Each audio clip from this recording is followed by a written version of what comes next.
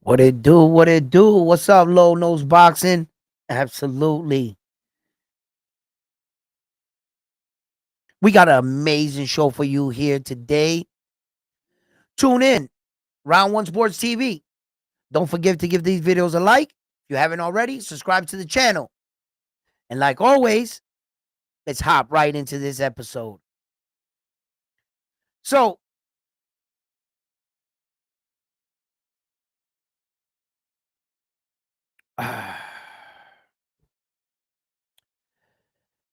I'm just getting back from Atlanta and I'm realizing that I have a cold or some kind of like coughing, like congestion.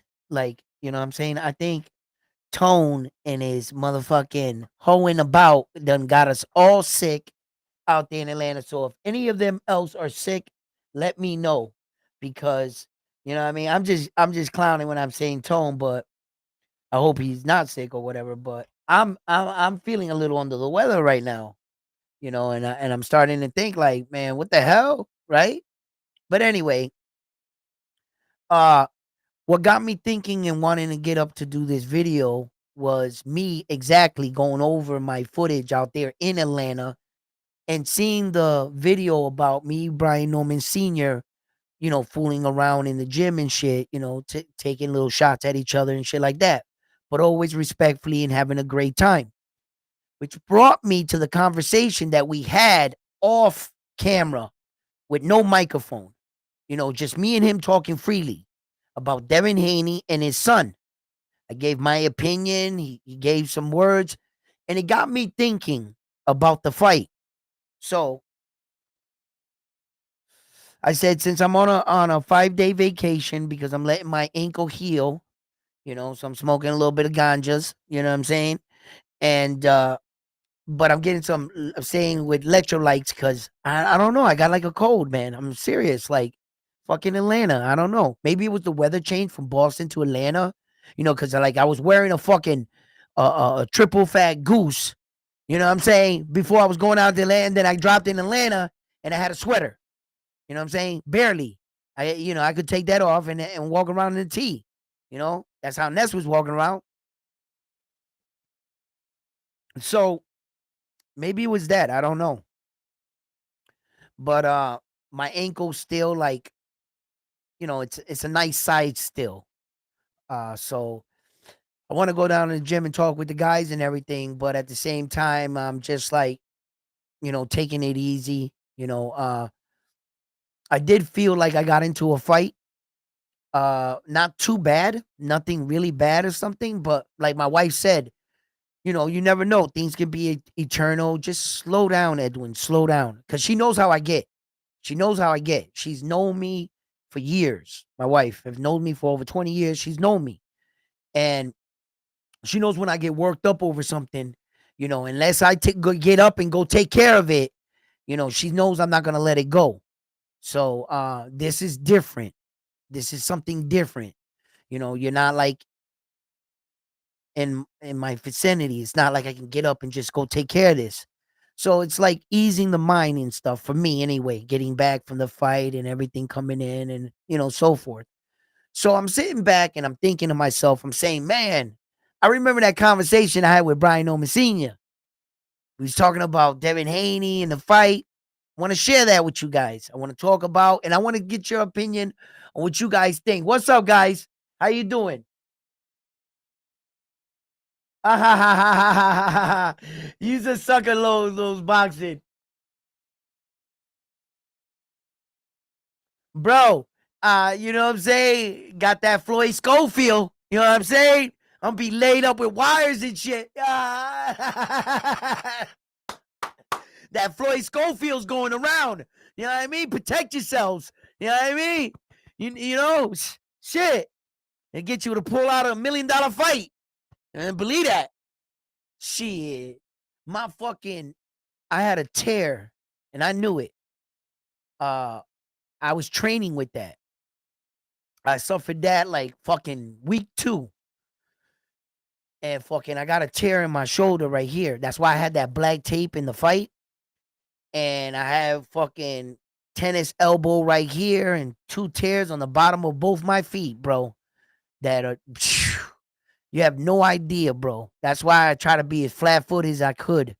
I didn't want to bounce too much in the fight. Oh, that shit hurts, bro. And but that Schofield shit, that Floyd Schofield, bro, that shit is so deadly. That shit have you passing up on $1 million, bro. So you better bundle up, you know? Whew, that shit must be powerful because nothing stopped me from this fight. You know, I said all of that and told you about my injuries, but none of that shit stopped me from entering that ring, did it? None of it stopped me from competing, did it? Did I go, oh no, I gotta pull out the fight? And I wasn't even getting paid. Not a fucking dollar. In fact, I paid more money to get to that fight. For me to experience it, for them to make $1 off of me. And I was cool with it. I was cool with it. All money, you know, sometimes, you know, I don't need their money. I got my own money. You know what I mean? So it wasn't about that. It's about the experience for me, you know? And I'm sitting back in the gym with Senior here. And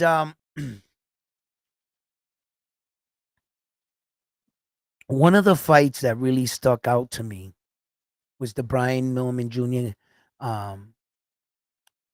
What's that? Centillion? Is that how you say his name? Sorry if I said your name incorrect. Uh, what's so good about that fight?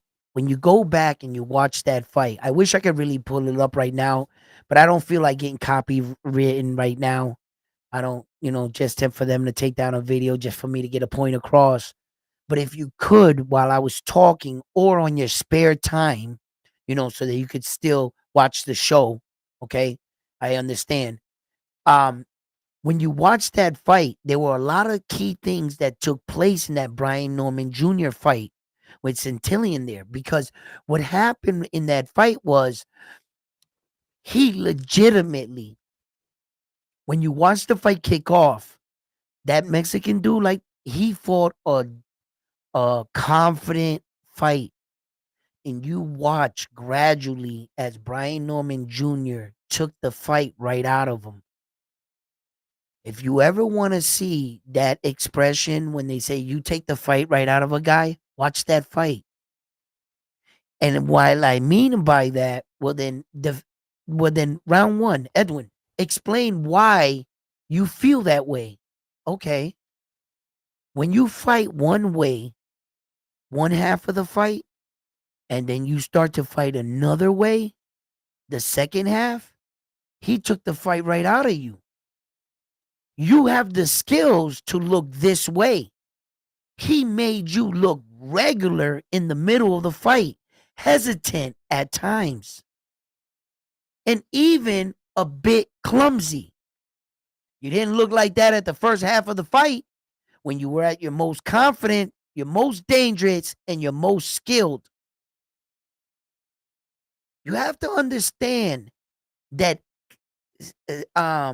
Centillion there, he thought, he bought into the narrative, you're the A side. You're the favorite by Las Vegas odds. He bought into all of that and said Brian Norman Jr. has not been battle tested yet. He hasn't fought anybody. He must have like felt this way. And the way he was able, now you gotta look, you gotta remember too. Okay, all right. At the time, I want to get this correct.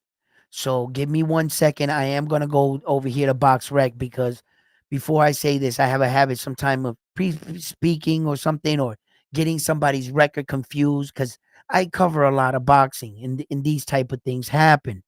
So we're not going to make mistakes here today. So we are talking about Brian Norman Jr. He has a box record of 28 fights with 22 big ways of by knockout. I just want to clear that up right there.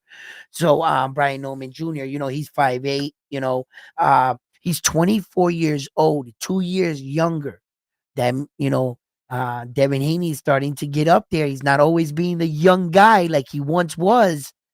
Every time he went into a fight, Devin Haney was the younger fighter.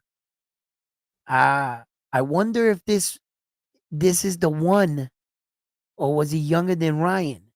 I gotta go check that out. Right. So anyway, what I was talking about was this, right? All right.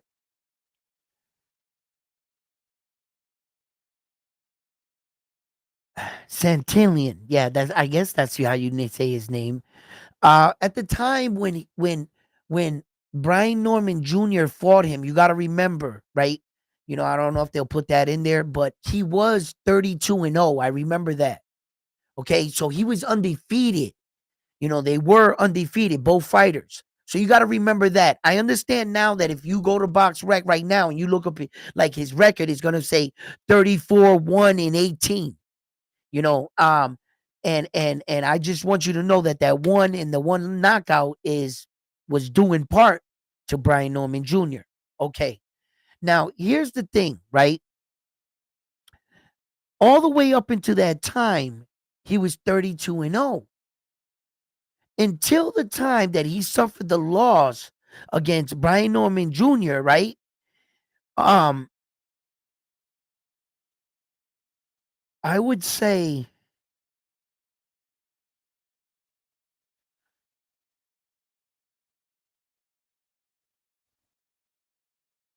mm,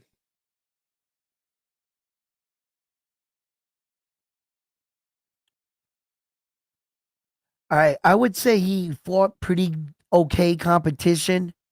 I'm not gonna say that his competition was that of, but um he was on an impressive winning streak, that's for sure, with 32-0. He was definitely the favorite in that fight. Uh and when I was talking to Senior about this, what impressed me about Junior, Brian Norman Jr., was that he really showed uh a lot in that fight. He showed poise, he showed patience. He knew that he was going to have his moment, Centillion, in the first half. And Brian Norman Jr. was banking on himself to have a stronger middle half. The way he was able to counterpunch in between, and when a fighter's trying to break you down, not only show him that he can't break you, but now he's starting to put the pressure on you and break you. It can be overwhelming to realize that you met your equal. Santillion that night had finally met his equal. Not only did he meet his equal, he met his undoing.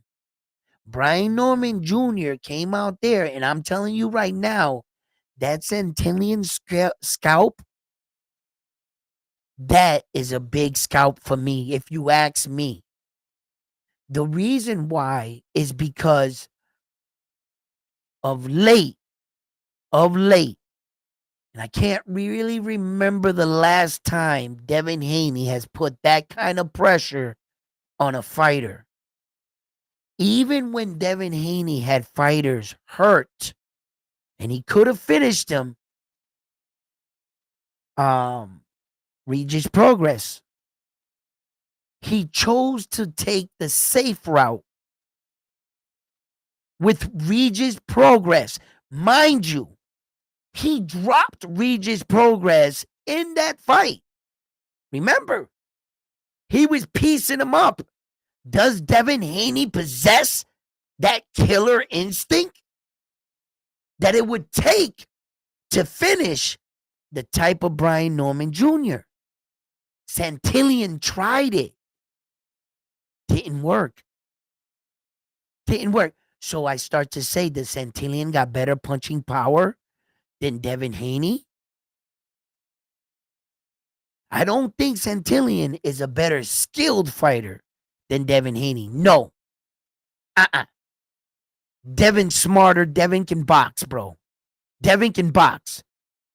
Devin has shown he can trade on the inside. He has. Devin has. The problem with it is that you have to understand in Devin's situation is much different than Brian Norman Jr.'s situation, even by man strength. During the time they were going through their biggest fights, you know, Devin was tested way early. Yo, Brian Norman Jr. is 24 right now. Wasn't Devin Haney already undisputed by then? I think like 23 or something. Devin was already in big fights, but as a kid,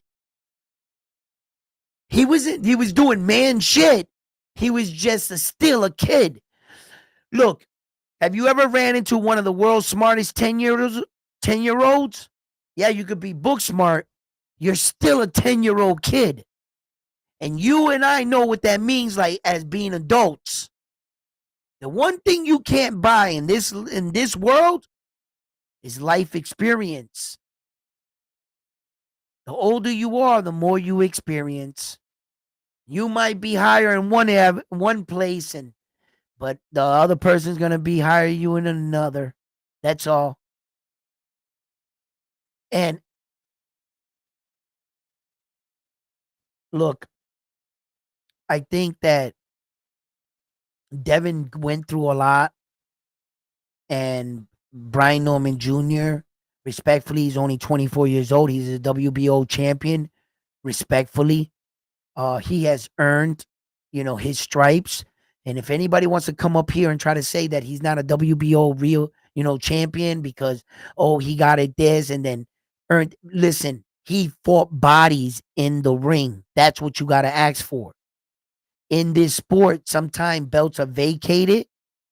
Sometimes the champion moves up. Belt champions are elevated. Okay? So there are various ways that you can acquire a title. But the one thing that you must do once requiring said title, you must fight a worthy opponent. He has to be somewhere in the top 10, or the former world champion, like that. It can't be somebody ranked 100, 88, 99. I mean, it's going to be a body, yes, but the boxing champs, they're not going to, until you fight somebody of caliber. He doesn't have to be the number one, the number two, number three. No. He could be the number 8, the number 9, the 10. We'll take it. Yes, you have solidified that belt. Same thing with Devin Haney when he was elevated from the WBC, right?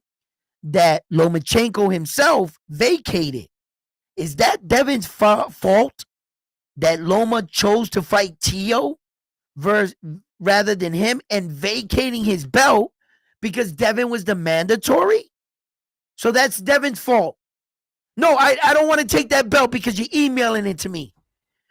And you're not emailing him the belt. That was a phrase that Tank Davis put into the air because the only thing is you get notified by email that you have been elevated to the belt and your belt's in the mail. It's going to be shipped to you. Now, all you got to do is get in the ring, fight somebody to solidify your title. You got to beat a body. You have to have a name. That's what Tank Davis did with Frank the Ghost Martin. And from that moment, he became the WBA. Even though Frank the Ghost Martin was ranked like fucking 19 or something in some organizations, I think one belt, I think the freaking WBA gave him a top ranking. He had they gave him a mysterious number 8 ranking or some shit, if I'm not mistaken. And that awarded Tank Davis the credibility to being a real champion. He didn't fight a champion for the belt, and he still hasn't fought a champion yet at 135 to this day, right? Yeah, he still hasn't fought a champion to this day. Lamont Roach was the champion at 130, not 135, so he doesn't count. Uh, Ryan never had a belt. Yeah, still, yeah. I don't know what Tank's doing. But anyway, so when I was watching that footage, and I was Brian Norman Jr., and I was thinking about Devin Haney, and I was saying, there's a possibility that this fight can go down to who's tougher. Who's tougher? Who's willing to endure and walk through the fire to deliver, the punches that is needed to secure the victory. It might have to be like that. It might be ugly for Brian Norman Jr. for a little bit, because he might have to take some punches. Because Devin's fast as hell, and Devin can move his hands. When Devin wants to move his hands, trust me, I saw him fight Loma, bro. I saw Devin. Yeah, you could say what you want. Loma was a little fighter. When the fuck did Loma became the big fighter? Explain that to me. When everybody that Loma fought, everybody was bigger than Loma. All of a sudden, Devin fights Loma, and now all of a sudden, Loma's little. When Loma fights Devin Haney, he's little. But when Loma fights everybody else, what the fuck? Was he normal size? When the hell was Loma the taller guy in the ring? See, these blindfolds they try to put on the people to dress it up like Devin didn't do what he did to Loma. Yes, Devin did that. Yes, he did. Just like Tio did it, Devin did it. Was Loma smaller than Tio in height? But when Tio does it, it's okay. It's okay. But when Devin does it, he's fighting a little guy. He's a weight bully. Fuck out of here, bro. If you ask me, Devin beat a better Loma than Tio. Loma was way more active in the Devin fight than he was in Tio. He gave away the first 5 rounds in the Tio fight. Hands down. Just gave him to Tio. Here, 5 rounds. Here you go. Yo, he didn't give shit to Devin. So that's my point. When Devin wants to fight, he can fight. Devin can box. Now, that's what I'm bringing all of this. Is that enough? That version of Devin enough to box, to hold back a Brian Norman Jr.? When Centillion there put all kinds of pressure, all kinds of fucking and Brian Norman Jr. punch by, and I mean literally punch by punch, took the fight right out of him, took control of the fight, and dispersed him. He out Mexicaned him. The Mexican was trying to Mexican him, and he out Mexican the Mexican. It was crazy to watch. Now, can Brian Norman Jr. out slick style black American boxing? Can Brian Norman Jr. take his version of the black American slick style and show we don't all gotta look like Floyd? That's a misconception that people are like been seen throwing around. Like, when you think about the black slick style, they gotta look like him. Nah. It's different ways. Different way. Remember what Michael said? I keep saying this. They said, Michael, you can't shoot the 3. I just never had to. Brian Norman Jr., why you so flat-footed? You don't got no foot movement. How do you know? He just never had to. If you're not making him move and he's catching you just coming in like fucking Jason with them light steps coming in and shit, then what the fuck you want him to dance around for? I don't know why they're giving Brian Norman Jr. all this shit about his footwork. This is not a fucking dance party. We're not breakdancing in the ring, bro. Footwork is key. Yes, I'm capping. You know what I'm saying?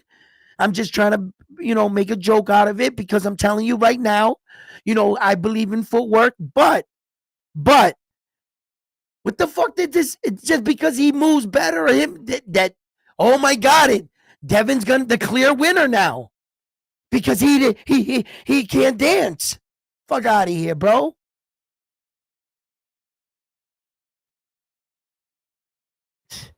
I don't know. The weakness I see in Devin Haney is pressure. Him fighting going backwards, coming out of the high guard. Go look at that Tank Davis and Devin Haney sparring footage. Look at any fight Devin Haney's ever been in his entire life. Look at the Loma fight. Look at that Ryan fight. And I mean every single fight. I would break it down here proudly. And I'll show you Devin's real flaws. Not that he can't block a left check hook. Devin can block a left check hook. Yes, he can. Yes, he can. And I'm going to tell you the God honest truth. Devin slept on Ryan. Ryan going through all those antics, being called in by the committee, riding on a white horse, drinking a beer. Yo, he took him lightly, bro. Because you mean to tell me that a highly skilled fighter and a coach that claims Bill Haney to be one of the greatest coaching minds because of what he put together for his son. He doesn't have to be per se a coach to do that, right? But one of a good boxing mind to provide the best foot forward for his son, right? So you mean to tell me that Devin Haney and Bill Haney knew all the answers to the test? You went on every day, Devin Haney, telling the world, Ryan Garcia, all you are is a quitter and a left check hook. Because you quit against Tank Davis and all you got is a left check hook. So you knew all the answers to the test. Block a left check hook. And in the first round, you failed the test? You slept on him, bro. That's what happened. You knew everything that was going to happen. You didn't prepare. You thought he was going to fall apart in front of you. Poor Ryan, he's going through a meltdown. The kids, they're killing the kids. These rich people, I seen this, I seen that. Ryan was going, and yo, hook, line, and sinker, bro. I'll be the first to admit it. Dev fell for it. He didn't train. He didn't prepare for him. He took him lightly. He underestimated Ryan. All of the above. I know it for a fact. Because Dev's way too skilled of a fighter to go for some shit like that. You know what I saw in Devin Haney? Lack of training, lack of preparation, lack of taking him lightly. That's what happened. Because Devin told the truth. He is the better fighter. He's a way better fighter than Ryan Garcia. Way better. But that's what happens when you play mind games with the best. Huh? Floyd Mayweather, what would he do before a fight? You see him. Yeah, he got the whole world believing he's like this. Every single time Floyd had a fight or he was promoting a fight, all of a sudden the gold chains came out. But when you see Floyd Mayweather in everyday life, he don't even got one chain on. Maybe a watch, a real big watch, but you see him with just his regular jumpsuits. No gold. And he doesn't talk shit. But whenever he had a fight, Floyd was popping the most shit. All of a sudden, Floyd was going into bars, going out late at night to strip clubs, throwing money. But what you didn't know, he'd do that for 15, 20 minutes, maybe an hour. They snap off pictures. His opponent would see the images and the pictures. Look at Floyd throwing money. Yo, right after that, he'd walk right out the back, grab his sneakers, put them on, Start jogging. Start jogging. Go training at 3 in the morning. Floyd was on some shit. He knew how to play mind games, how to deceive you. He did that his entire career, how to deceive opponents. Floyd knew that it was much more than just fighting. If you allow him to be relaxed, calm, and be mentally focused, nah, get him out. I forgot who this was, but it was a very big fight. I forgot. I can't. If anybody can help me out with this, please put it in the chat. I remember that two guys were going to fight, right? And while one guy was entering the ring, he was going down. He had like towels on his neck, right? I remember, right? Then right when he was cutting the corner to go in the ring like that, a woman with red hair, a lot of curly red hair, grabbed him and kissed him on the cheek and then said something to him. He went like that and went to the ring. Years later, the other guy that fought him revealed that he had paid a transgender man to dress up like a woman and to kiss him on the side of the cheek and then say, "Good luck, champ," to let him know that a man just kissed him, so that in his head, just before the biggest fight of his life, a man just kissed you. You know what I'm saying? So like, these were like the head games and the mind tricks that like how far some of these guys would go and shit. And I think Ryan got him, bro. Ryan got him, bro, with the mind games, bro. And then he got him, and it is what it is. Dev, he ain't lost. He don't got no loss, so we'll keep it at that. But you can only learn from the fighter's experience. That's it. All the data that I have, I compile it. I look through their career, their highs, their lows, and what I expect when I watch my fighter the next time is a better version of that fighter. That is the only 20% that is really uncertain in the next fight. Meaning, when you see your fighter the next time, if you see a decline in their performance, you're gonna know. You're gonna know, and it's gonna show in your fighter. Man, you didn't train. And it's up to you to embrace it. You might back his bullshit, whatever. But you know that that wasn't your guy. Just like Subriel Matias did not show up against Liam Paro in Puerto Rico. And I had to admit that was not Subriel Matias. Then I saw Subriel Matias return. Sometimes these boxers are just not living a boxer's life, and I can understand that. It's hard to keep everything, balanced. Some of us come from absolute poverty, and all of a sudden to have your favorite rapper call you out and say, "Hey, why don't you come out, hang out with us this weekend?" It's hard to say no. You kind of feel like you got there, but there's more work to do. So in this sense, that's the 20% I speak of, that is the unknown. That how much better are we going to see Devin Haney, right? Is he coming into his man strength? And young Brian Norman Jr., shit, if he comes up into any more man strength, he gonna kill me. Oh, excuse me. He gonna knock people out the ring. You know what I mean? Like, how much more powerful can that man get? Like, I hope for his man strength they give him like super speed. Now he's even that much faster, because he's already powerful.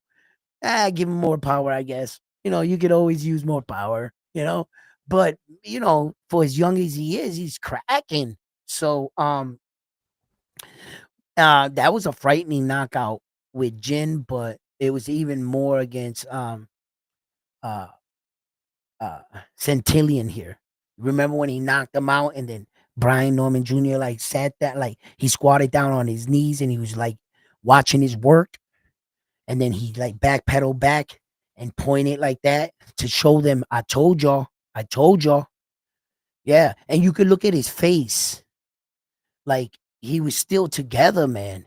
And Santillion hit him with some nice clean shots.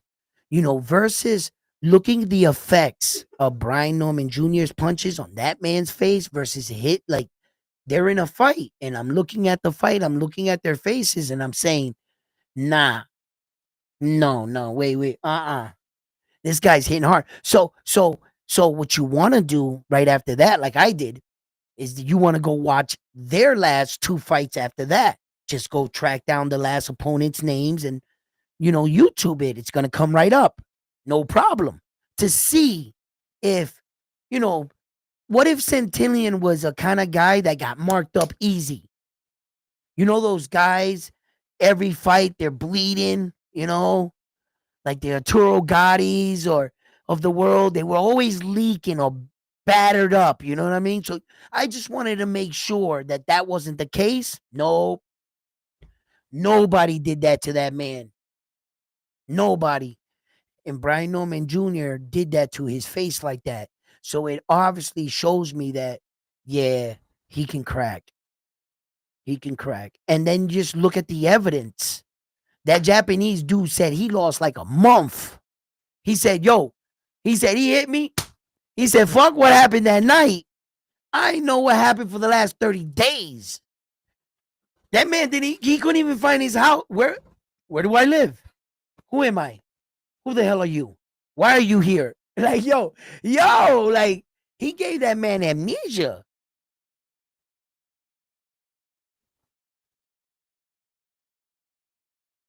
There are some things that we have to move on from the boxing world because we don't want to keep bringing it up. But there's some things that men have done in the ring you just can't overlook. Doesn't mean he's not beatable. You just gotta be like, I mean, that tragedy with Subriel Matias, bro. He caught one in the ring. You know what I'm talking about. He caught one in the ring with his fist. I don't take that lightly. Oh, if I had to, I'd fight him. Yeah, I'd fight Subriel, of course. I think I would fight anybody. But the problem is, at what cost? At what cost? Didn't mean that I was gonna win it. I said I would fight him. I didn't say I could win. Shit, am I gonna go in that ring the same way? Am I gonna come out? At what cost? You feel me? And there's some guys that can do some shit in the ring. So will that play a factor in Devin Haney? Will it make him hesitate? Will Devin Haney say, man, I don't give a fuck about none of that shit? He just ignores all of that and believes in himself. That I gotta see. That I have to see. I gotta be honest with you. That shit I would have to see. Devin, you on that one? That's like,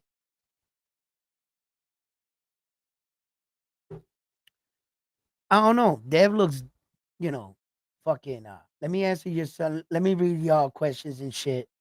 I've been fucking chopping it up here. Let me go all the way back up and shit. As a matter of fact, let's uh let's throw some of these up here. Bang, bang, bang. Who do we got up here? Who do we got up here?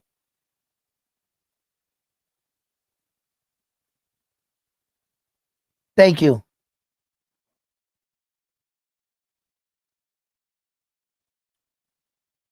Let's who's this? You're right, Devin.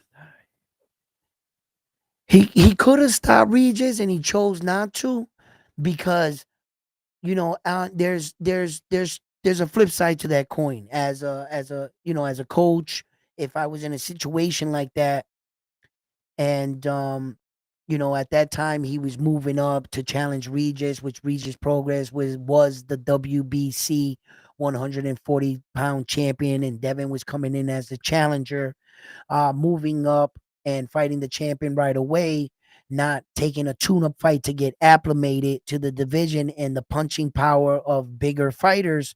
So in a situation like that, if my fighter has the fighter hurt, I would sometimes would advise my fighter, stay with the game plan. I know you can knock him out. I know you just had him hurt. Don't give him any opportunity, son. I know you want to bang with him, but I'm not too sure. I think he's still strong. He is a two-time world champion in the same weight division. So, son, do me a favor and just do what you were doing. Continue doing what you were doing, and yeah, there's a part of me that would have told Devin Haney to not go for the knockout at that time, because at that time I didn't that was Devin Haney's first fight at 140, in that kind of situation. So that's why I say there's two sides to the coin. And then there's other people that would view it and say, "Nah, Dev, you got to show, you know, you got to be a closer. You got to be a closer in this game." And people fought traffic, bought plane tickets, and paid a lot of money to sit at your fight, not for you to show mercy. They bought them tickets to see blood. Think of your fan. Think of the people that support your career, and look at that watch you got on your hand and understand how you got it. I don't give a fuck about you fighting smart. You can do that and still be dangerous. Fight smart and dangerous. Figure it out. I paid money to see this.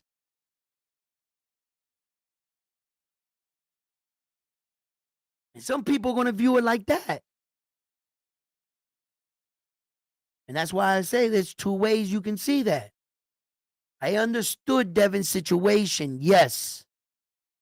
But I can't speak for every fan that paid $1 for their seat that wanted blood. And they don't want to hear that professional shit.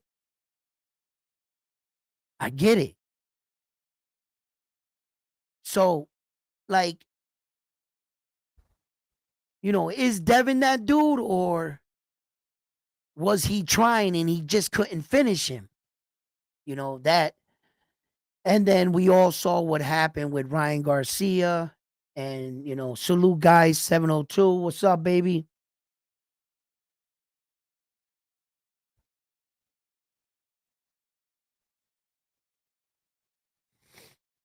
I don't see Dev staying in the pocket like Shakur did with Cepeda.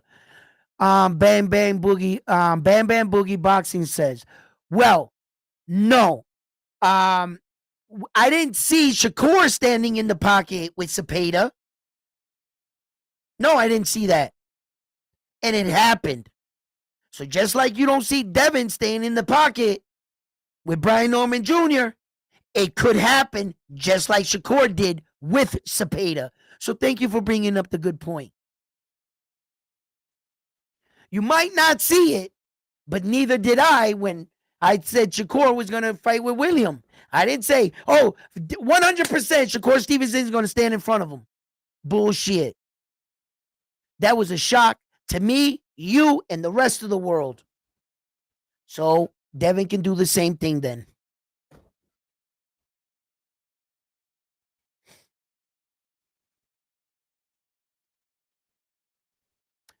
Listen, let me tell you something.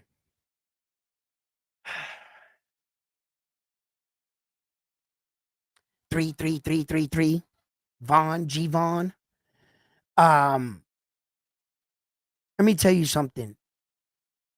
There's levels to this. There's levels to boxing, right? And when Brian Norman Jr. did that to that Jin kid out there in Japan.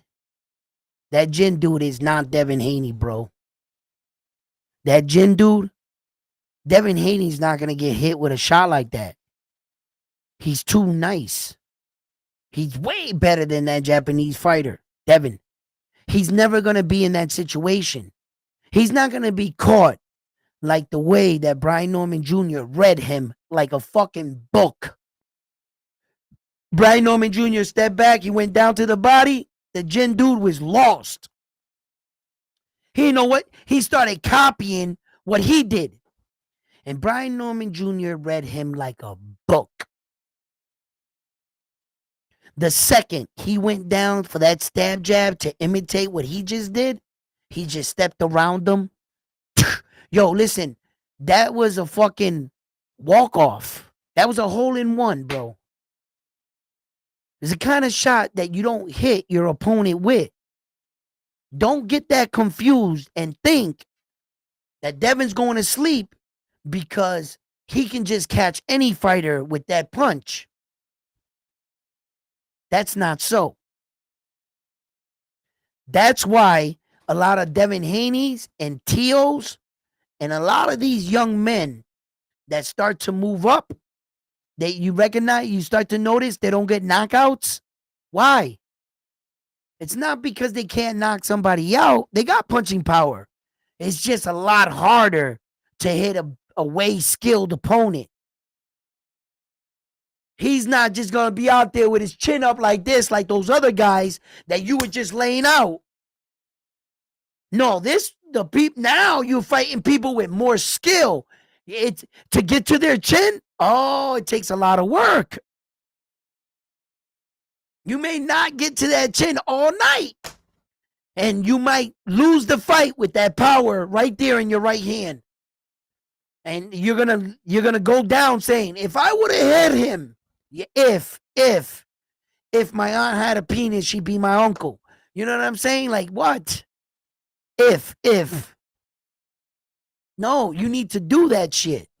So that's why Devin stopped getting knockouts. Tio stopped getting knockouts.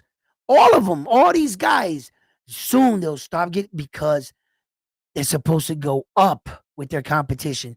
The only reason why Tank Davis kept getting knockouts because he didn't go up in competition. He stood where he knew he can get knockouts. So it gave you this image. Oh shit, he must be a crazy. No, you put him in with some people that can fight. His size and it's gonna. Oh, it just happened. Lamont Roach, bingo.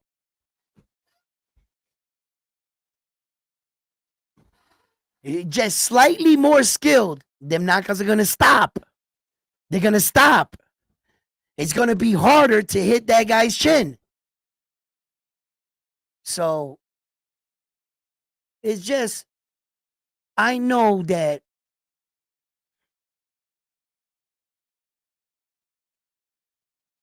in this fight right here, right, it's whenever I look back in history, and I look at, the American slick style of boxing.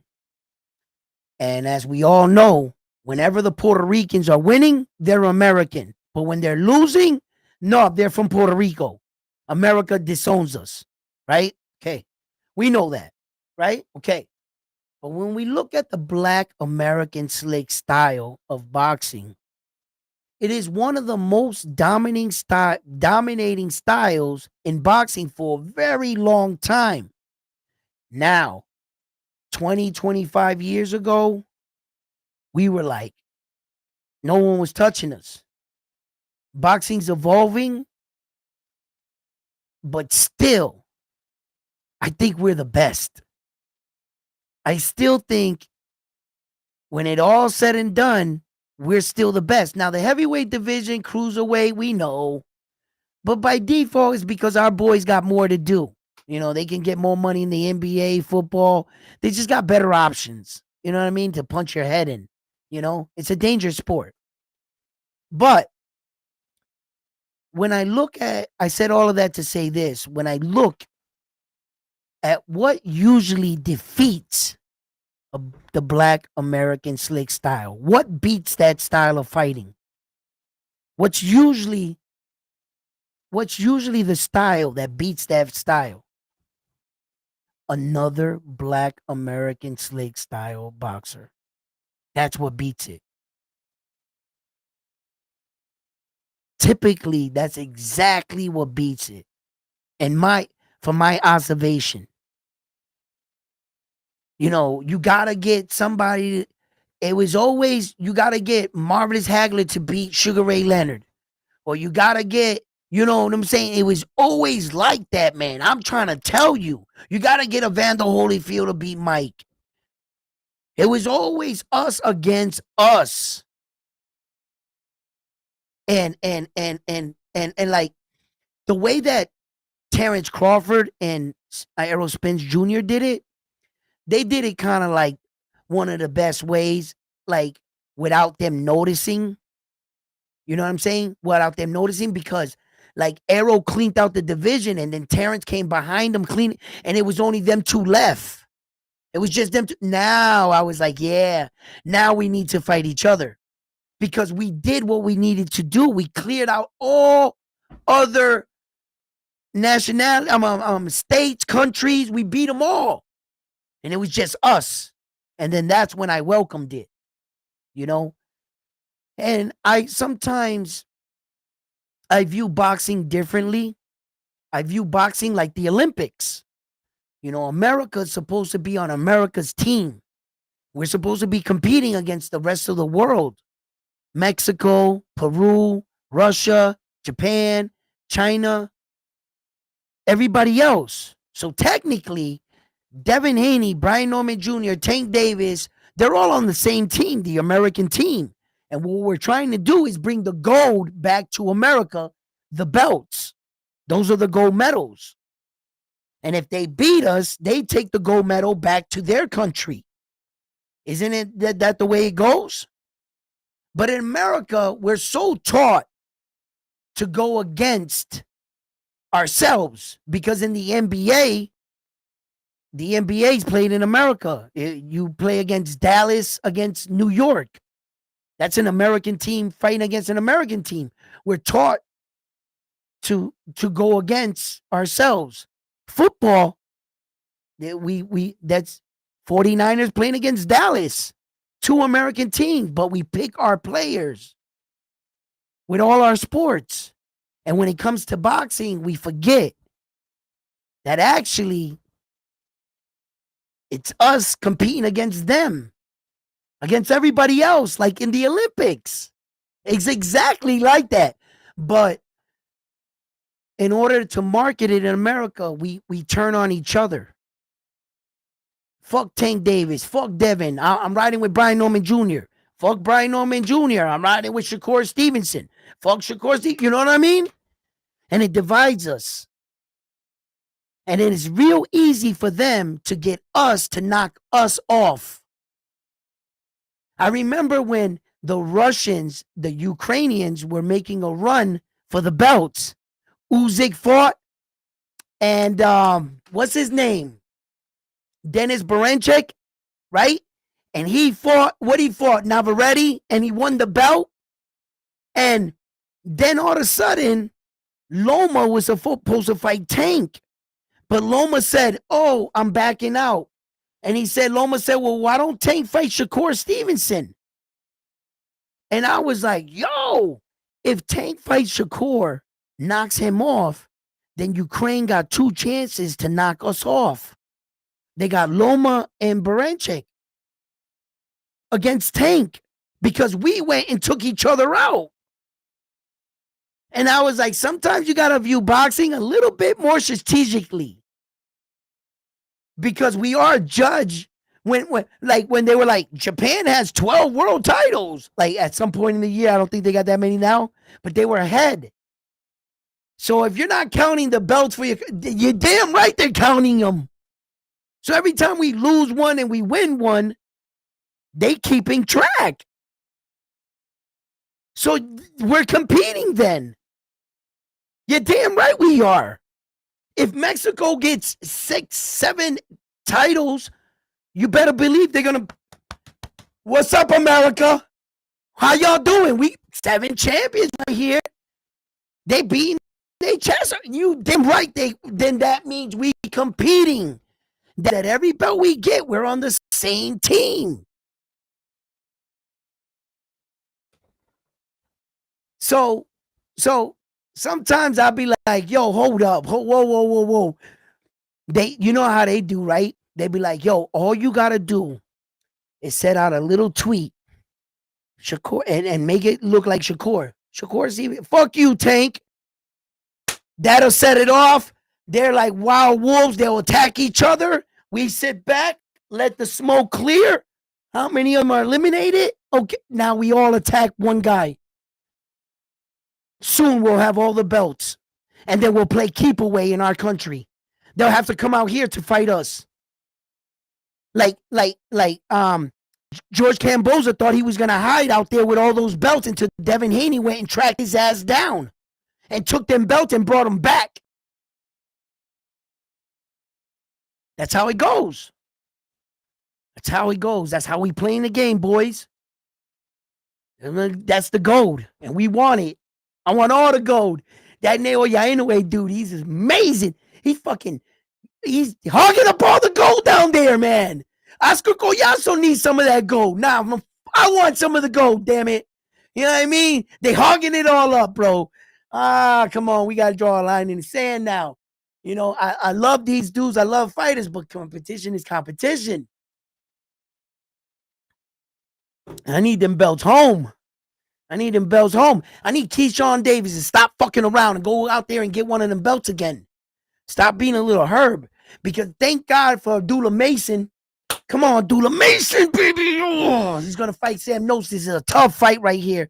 My young Abdullah Mason, he's ready to be a champion, baby. I know. Yo, he's going to bring it home for us. He's going to bring it home. Abdullah Mason, baby. That's my dude right there, bro. Sam knows he's a tough fight. This is a big step for little Abdullah Mason, man, but it's a perfect opportunity, bro. Perfect matchup. Perfect matchup. Perfect, opponent. I don't think he's like being thrown into the deep end of the, you know what I'm saying, where we see sometimes our guy being thrown in with a fucking, like a multiple division world champion, and here comes our young guy, like Errol Spence Jr., right? When he went out there and fought Kell Brook, you got to remember that no one beat Kell Brook in that weight. Yeah, he had suffered a loss trying to move up, cool, but not in that weight division, not at 147. And then Errol Spence Jr. never fought for a world title until then, and he had to go out there and do it. Bro, fucking young ass Errol Spence Jr., bro. That's some warrior shit right there, bro. I'll never forget that, bro. Fucking, that was amazing. And so you just, I think that fight with Abdullah Mason is even. I think it's even, yes.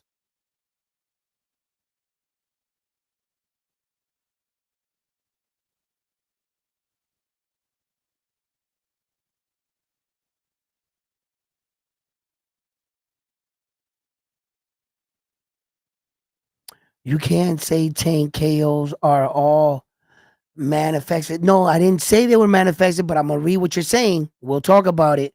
When Tank KO guys like Frank the Ghost Martin and Teal's going to the distance with, okay. Now, Tank Davis has knocked out some pretty decent fighters. Gary Gamboa was still skilled when Tank knocked him out. Leo Santa Cruz is a 3-division world champion, moving up to fight a Tank Davis, but a skilled fighter nevertheless. Problem being in this situation that Tank is a bigger puncher than all of those fighters, including your little boy, Frank the Ghost Martin, that's never been battle tested. Right? Same scenario with Teal against Jermaine Ortiz. Had Jermaine Ortiz stopped moving around in the fight and stood in front of Tio, it might have been a different story, right? For both fighters, because don't sleep on Jermaine Ortiz's power. Okay? Because if he would have caught Tio, I'm trying to tell you, I've seen that kid crack. He can hit. So Frank the Ghost Martin was scared to death of Tank, where Jermaine Ortiz was not scared of Tio at all. Yo, Tank flinched in the fight, and Frank the Ghost Martin's spirit jumped out of his body and ran out of the arena. You saw it. Yo, he was reacting big to everything. He was so scared of Tank. So that kind of situation, look, Floyd Mayweather made Tank. And Tank did what he needed to do in the ring to get the excitement. He did do his part. The one damn thing about Tank is that Tank's a phenomenal fighter, bro. You can't tell me you don't see the skills in Tank. Yo, the timing, the placement, the range, the power, it's all there. It's all there.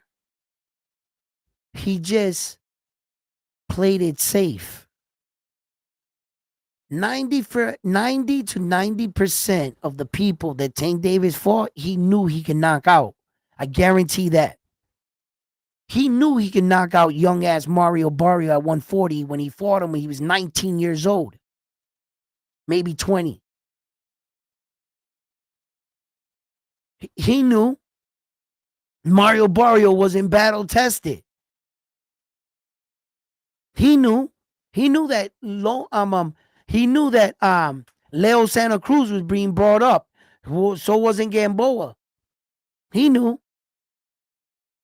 The real good scalp was that Puerto Rican fighter that he had, that he beat the belt. He beat him for the belt. And then that win has not matured because everybody else beat him. He won some fights in between. He became a world, but quickly lost it. Pedraza. So, I mean, that's the fucked up thing about Tank. Because although I'm being critical and harsh on him, I will never ever say that Tank Davis has no skill, that he sucks, or that he doesn't have punching power, because that would be lies. You can see the talent that he is. It's obvious. He's just not fighting anybody. Let me tell you something right now, and I'll say this publicly. I'll say I don't give a fuck, right? I don't know Tank Davis. I don't owe him shit. I'm just gonna speak freely, right? Tank Davis, until I met that man and saw his career unfold in front of me, that I realized that he's the only man that I've ever recognized in boxing history that ducked everyone.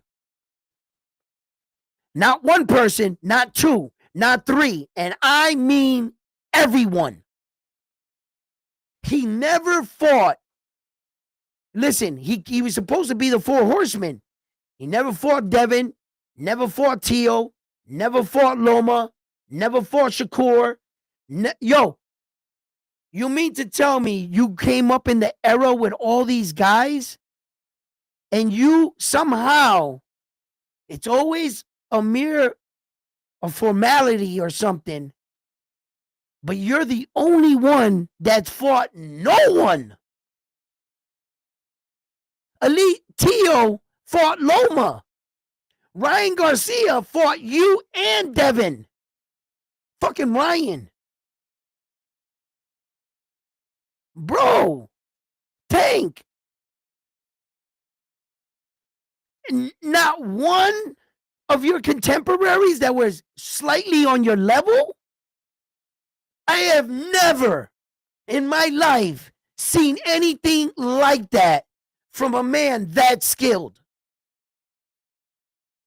I mean, if that was Rolly, I would expect it. All right, Rolly, you didn't fight everybody. We get it. You weren't the fucking most skilled. So I'm fucking proud for what Rolly has accomplished. I'm proud of that man. 3 times, man. I'm proud of that dude. He got nothing to hold his head down. He's a champion in my book, Rolly, right? But Tank, you're not Rolly, bro. You are one highly skilled mother, and you can fight. You mean to tell me you're going on 30 years old? 30 years old. And the best person you got on your record is Pedraza?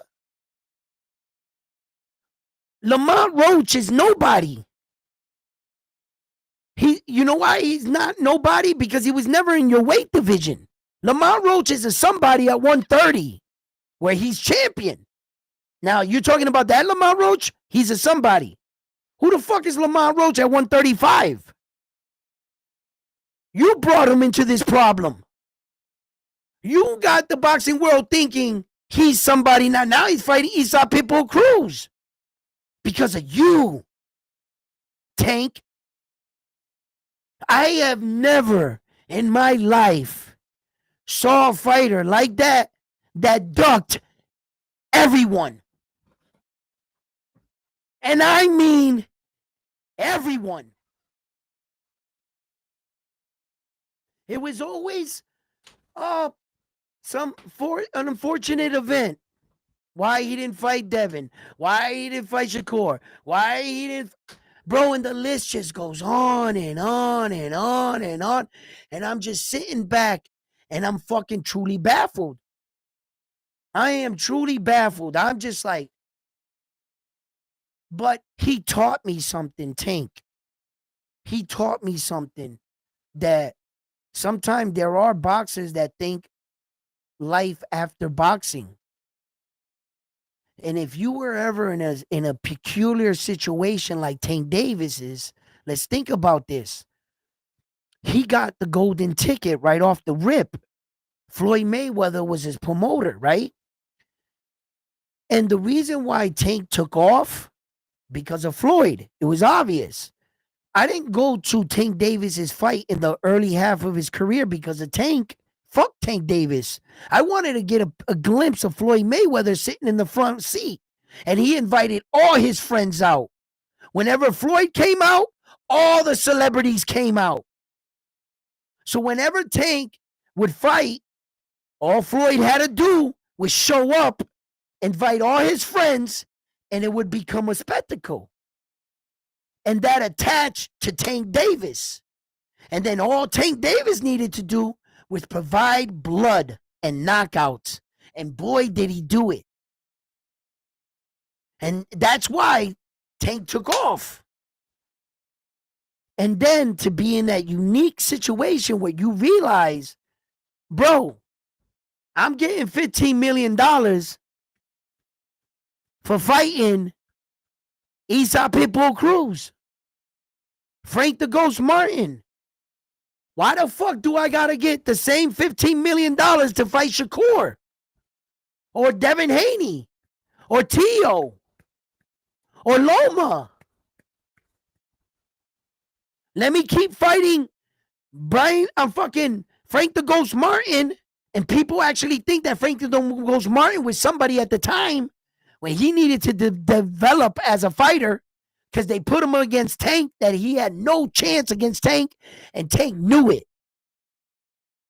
Because Frank is he looks strong, everything. He just wasn't on Tank's level. That's it, because there's levels to this. So if you were in that peculiar situation where you were making 15, 20 million, and you were saying to yourself, bro, I don't got to take a lot of punches. These guys I'm getting in the ring are barely hitting me and I'm knocking them out. But if I fight Shakur, he's going to fight me. If I fight Devin, he's going to fight me. If I fight Loma, he's going to fight me. If I fight fucking Tio, he's going to fight me. There's life after boxing. Some of these guys suffer some, a lot of injuries. And when you go meet them, You know what they tell you? If I could do it all over again, I wouldn't go into tough fight after tough fight after tough fight, because I listened to the fans and I went, and my fucking brain is now it's mashed potatoes. So when I started seeing the way Tank was doing it, it's hard to watch sometimes, but I'm like, I see you, Tank. You're a prize fighter. Well, you're not a prize fighter because some of your biggest prizes you didn't take. So if it was about the money, you would have fought Devin. You would have fought Shakur. You would have fought these dudes because they was throwing some big money at you. That Turkey dude was trying to work with Tank for a long time to try to get Tank in the ring. He was throwing Tank a lot of money, a big bag. Tank didn't take it. So he's not a prize fighter. He's a calculated fighter. He's a calculated fighter that got a very, very good start. And once the people embraced Tank because of what Floyd built, and Floyd being the smart mother that he is, right? He got the whole world thinking O's are the most important things, and now belts don't matter. Well said from a guy that found out his O, there's no award to. That's just personal. You retiring 50 and 0. So what? There's a guy that retired 60 and 0. There's a guy that retired 100 and something and 0. There's another guy that, yeah, they don't, hey, and the award goes to you for retiring undefeated. There's no award for that. And well said from a guy that fought the most world champions in the world. That belts ain't shit. He just wants you to think that belts ain't shit so that you don't chase the belts and break his records. Yo, he was so smart. And see, Floyd Mayweather wasn't book smart. That's not where his genius lied. Floyd Mayweather is a genius when it comes to boxing. You better believe that. I have never seen a greater mind in and out of the ring. He's still fighting dudes outside of the ring because they keep thinking about him. He is a professor at this boxing shit. They need to write a book about this dude. The shit he did, it took years for a lot of these guys to break it down, including myself, to figure out exactly what the hell he was doing. Yo, he was mind fucking the shit out of all these boxers, and he continues to do it to this very day. He got Shakur Stevenson and all these guys so scared to take a chance to put their O on the line to dare to be great. When in actuality, as a boxer, you are judged by the men you share the ring with. Am I saying anything wrong here? Yo, he is brilliant, bro. He got the game fucked up and he got them all twisted. He got Shakur defending an O that means nothing. When some of the great, and like the evidence and the proof is in your face. Some of the goats in the world are defeated. Muhammad Ali, GOAT. Well, how does Muhammad Ali need a O to be considered the GOAT? I'll wait. I'm right here. So how the fuck does that O mean anything? It doesn't mean shit. It's the people you share the ring with. Look at Oscar De La Hoya's record. Look at Floyd's record. Bro, their fucking records are... You're like, oh shit. Fucking Oscar De La Hoya got both GOATs. The Mexican GOAT and the American GOAT on his resume. Julio Cesar Chavez and Oscar. And he beat one of them twice. Yo, Oscar's record is phenomenal, bro. He got B-Hot on there. He got Shane Mosley. He got them all, bro. When you look at men's records like that, those are fucking prestigious records. You're like, fucking warrior, bro. And you look at Tank Davis's record, you go, who the fuck are these guys? That's the difference. Bro, it's sad sometimes, but Mayweather is a fucking genius. And these kids got to wake up. It's not the O you need to be protecting. It's these opportunities. You can't be letting them go. Give me an opportunity for 4 belts, Devin Haney to Shakur, because I don't want to let go the O or take a risk this early in my career. I gave up the opportunity on 4 belts. Bro, he played you. Tank Davis, belts don't mean shit. Yo, you're 30 years old and you got those bullshit ass belts and you ain't really fucking did anything, Tank Davis, that's gonna solidify your ass into the Hall of Fame, bro. Now you're 31 now, right? You're not gonna pass Floyd. You're never gonna catch him. You're not gonna beat him in how many champions? You're not gonna gather more belts than him. You're not gonna have 5 divisions. Nothing. All his records stay intact. Well done, Floyd. Well done. You got them all fooled. And they fell for it. And they continue to fall for it. It is what it is. It is what it is, my man. Nah, they ducking Shakur. Either way, whether they're ducking Shakur, Tank's ducking Shakur, or Shakur's ducking this dude or whatever, it seems like our 4 horsemen never fought each other. There would be a disrespect to call these kids 4 horsemen like the 4 horsemen that we had. It would be a disrespect. I know that, the 4 horsemen, and some of them were older, and they were already getting up there by the time that horseman thing came about. Being that the fact that one of the horsemen, in fact, was very young at the time. He was 23 years old, Hitman Hearns, and Roberto Duran was more of the older one, with Sugar Ray and them, they were up there. Then it took a long time. And Sugar Ray retired, I believe, for 5 years and came back to fight the Marvelous One. So, but they did end up fighting each other. I mean, the Manny Pacquiao and Floyd Mayweather fight, if you ask me, was 8 years too late. And the Terrence Crawford and Errol Spence Jr. was 5 years too late. So, but they fought. But they fought each other. You understand? So, like, my hope is that Tank fucking just wakes up and snaps at the end of his career right here, these last 4 years, and just fights everybody. Then if he does that, then we can't, and depending on the outcome, then we would have to go from that, I guess. But as of right now, nah, man.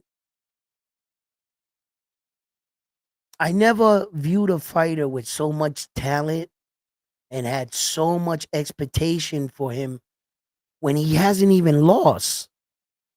Meaning, the reason why sometimes one of the fighters that I have high hopes or expectation for never achieves that pinnacle is because they lose. And then they become that guy like the gatekeeper, or they float around there. They win some really pretty big names, but never like sustain greatness, right? And in this case, Tank's who the fuck is kicking Tank's ass like that? You know what I mean? Like Lamont Roach had a good account of himself, but he didn't kick Tank's ass, and I view Tank so skilled. But when it comes to taking risk, fighting legacy fights, you can't get this man to do none of that shit. So it's hard for me because, in a sport that we want action, we want blood. It's hard to get a guy that gives you that but doesn't take the next step to the next level. It's hard for me anyway, because I expect a lot from him. So, but nevertheless, nevertheless, um, we have an amazing card coming up here. And I don't know how you guys even view or see that David the Monster Benavides in yard fight. And who do you guys got in that fight? As far as the four belts that are on the line, yeah, I the lightly suspects, I got David the Monster Benavides and Bam Bam Rodriguez. You know, the other two belts, which is the ones that I think that's gonna be, it's the Abdullah Mason versus the Sam Notes, and the Brian Norman Jr. versus Devin Haney. That's where I'm like, because those fights can go either way. Those are two 50-50 fights right there. On paper, like I told you, Devin should be beating Brian Norman Jr., but this is one of those rare cases that that the guy that hasn't gotten his opportunities yet, he's gonna try to get them with you. We know he's there, he's ready, and in fact, in this case, he is the current respectable champion of the world. So the WBO 147-pound champion of the world. So uh you got to give him where respect is due. I respect Brian Norman Jr. as a fighter. Uh he's a serious young man. He's not going in there to hand his belt to Devin Haney. I tell you that much. You know, and it's a real. We could sit here all night and talk about this fight right here. Oh, and then also, you guys heard about this? Xander is gonna be fighting the WBA champion at 154. January 2026, the 31st. I guess tickets are going on sale for that November 14th, from what I'm hearing.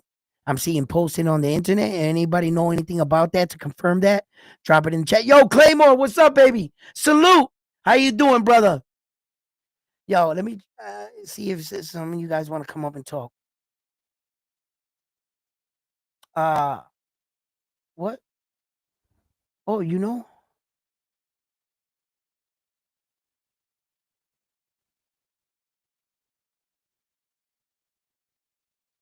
hold up. I didn't even notice this. I didn't even notice this was going on.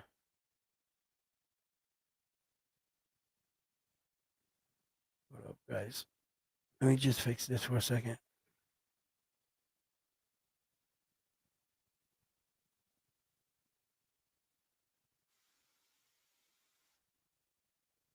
All right.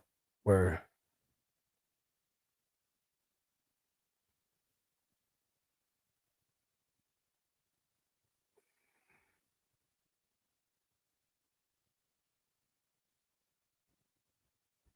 Man, I tell you, right? All right, here. I'll put the link in the chat. Anybody want to come up? We talking boxing here. What you say right here? Let me see you. Oh yeah. Oh, now I got the other screen. I'm thinking I gotta press it. I gotta press it on this one. Here we go. Dandy's highly overrated. Will lose to haha version for the boots. He'll lose to all of them. I'm glad you think that way. I'm glad you think that way. Because I have a slightly different view on that. I actually think that Xander is the better boxer out of all the 154 pounds until the entrance of Jaron Boots Ennis now. Now that changes, but before Jaron Boots Ennis entered, he's a better boxer than Boracek.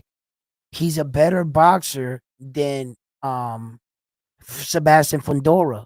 For fundamentally sound, yeah, he's a better boxer than him. He was a better boxer than all of them. Xander. I didn't say he had the most power.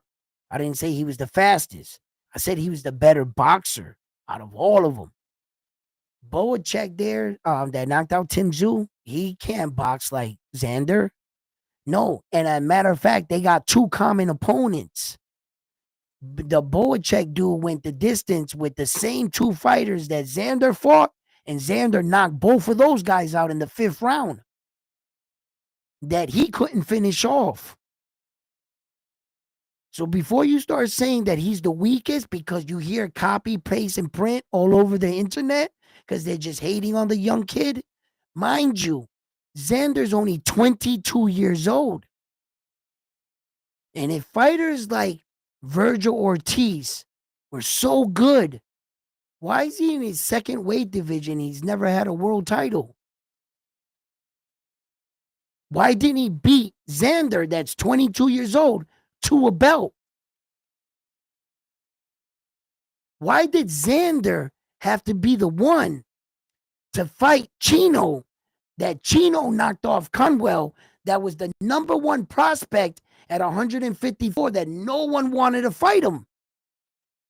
And when Chino beat the man that beat the man, Xander schooled him. And when I mean schooled him, he gave him a boxing lesson. So how the fuck is Xander the weakest link at 154?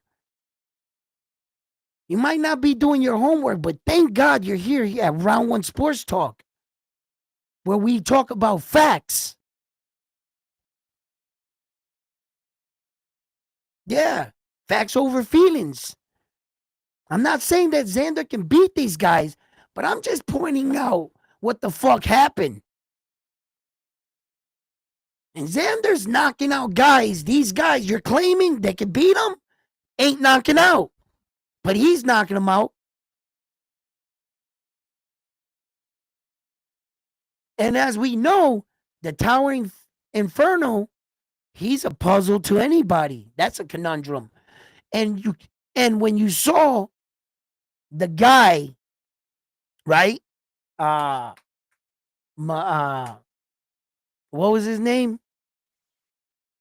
Knock him out. And then Tim Tszyu knocks him out. So you can't use the triangle theory type shit. My man Clay.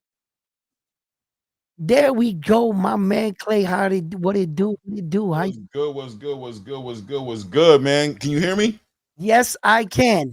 How you doing, family? Hey, yo. First of all, amen. Amen. Say, man. Amen. I What's up? seen you, man. Amen. Did you? Hey, brother, man. I'm so proud of you, man. You did the work, you cut the weight, you took us along on the journey, you worked out.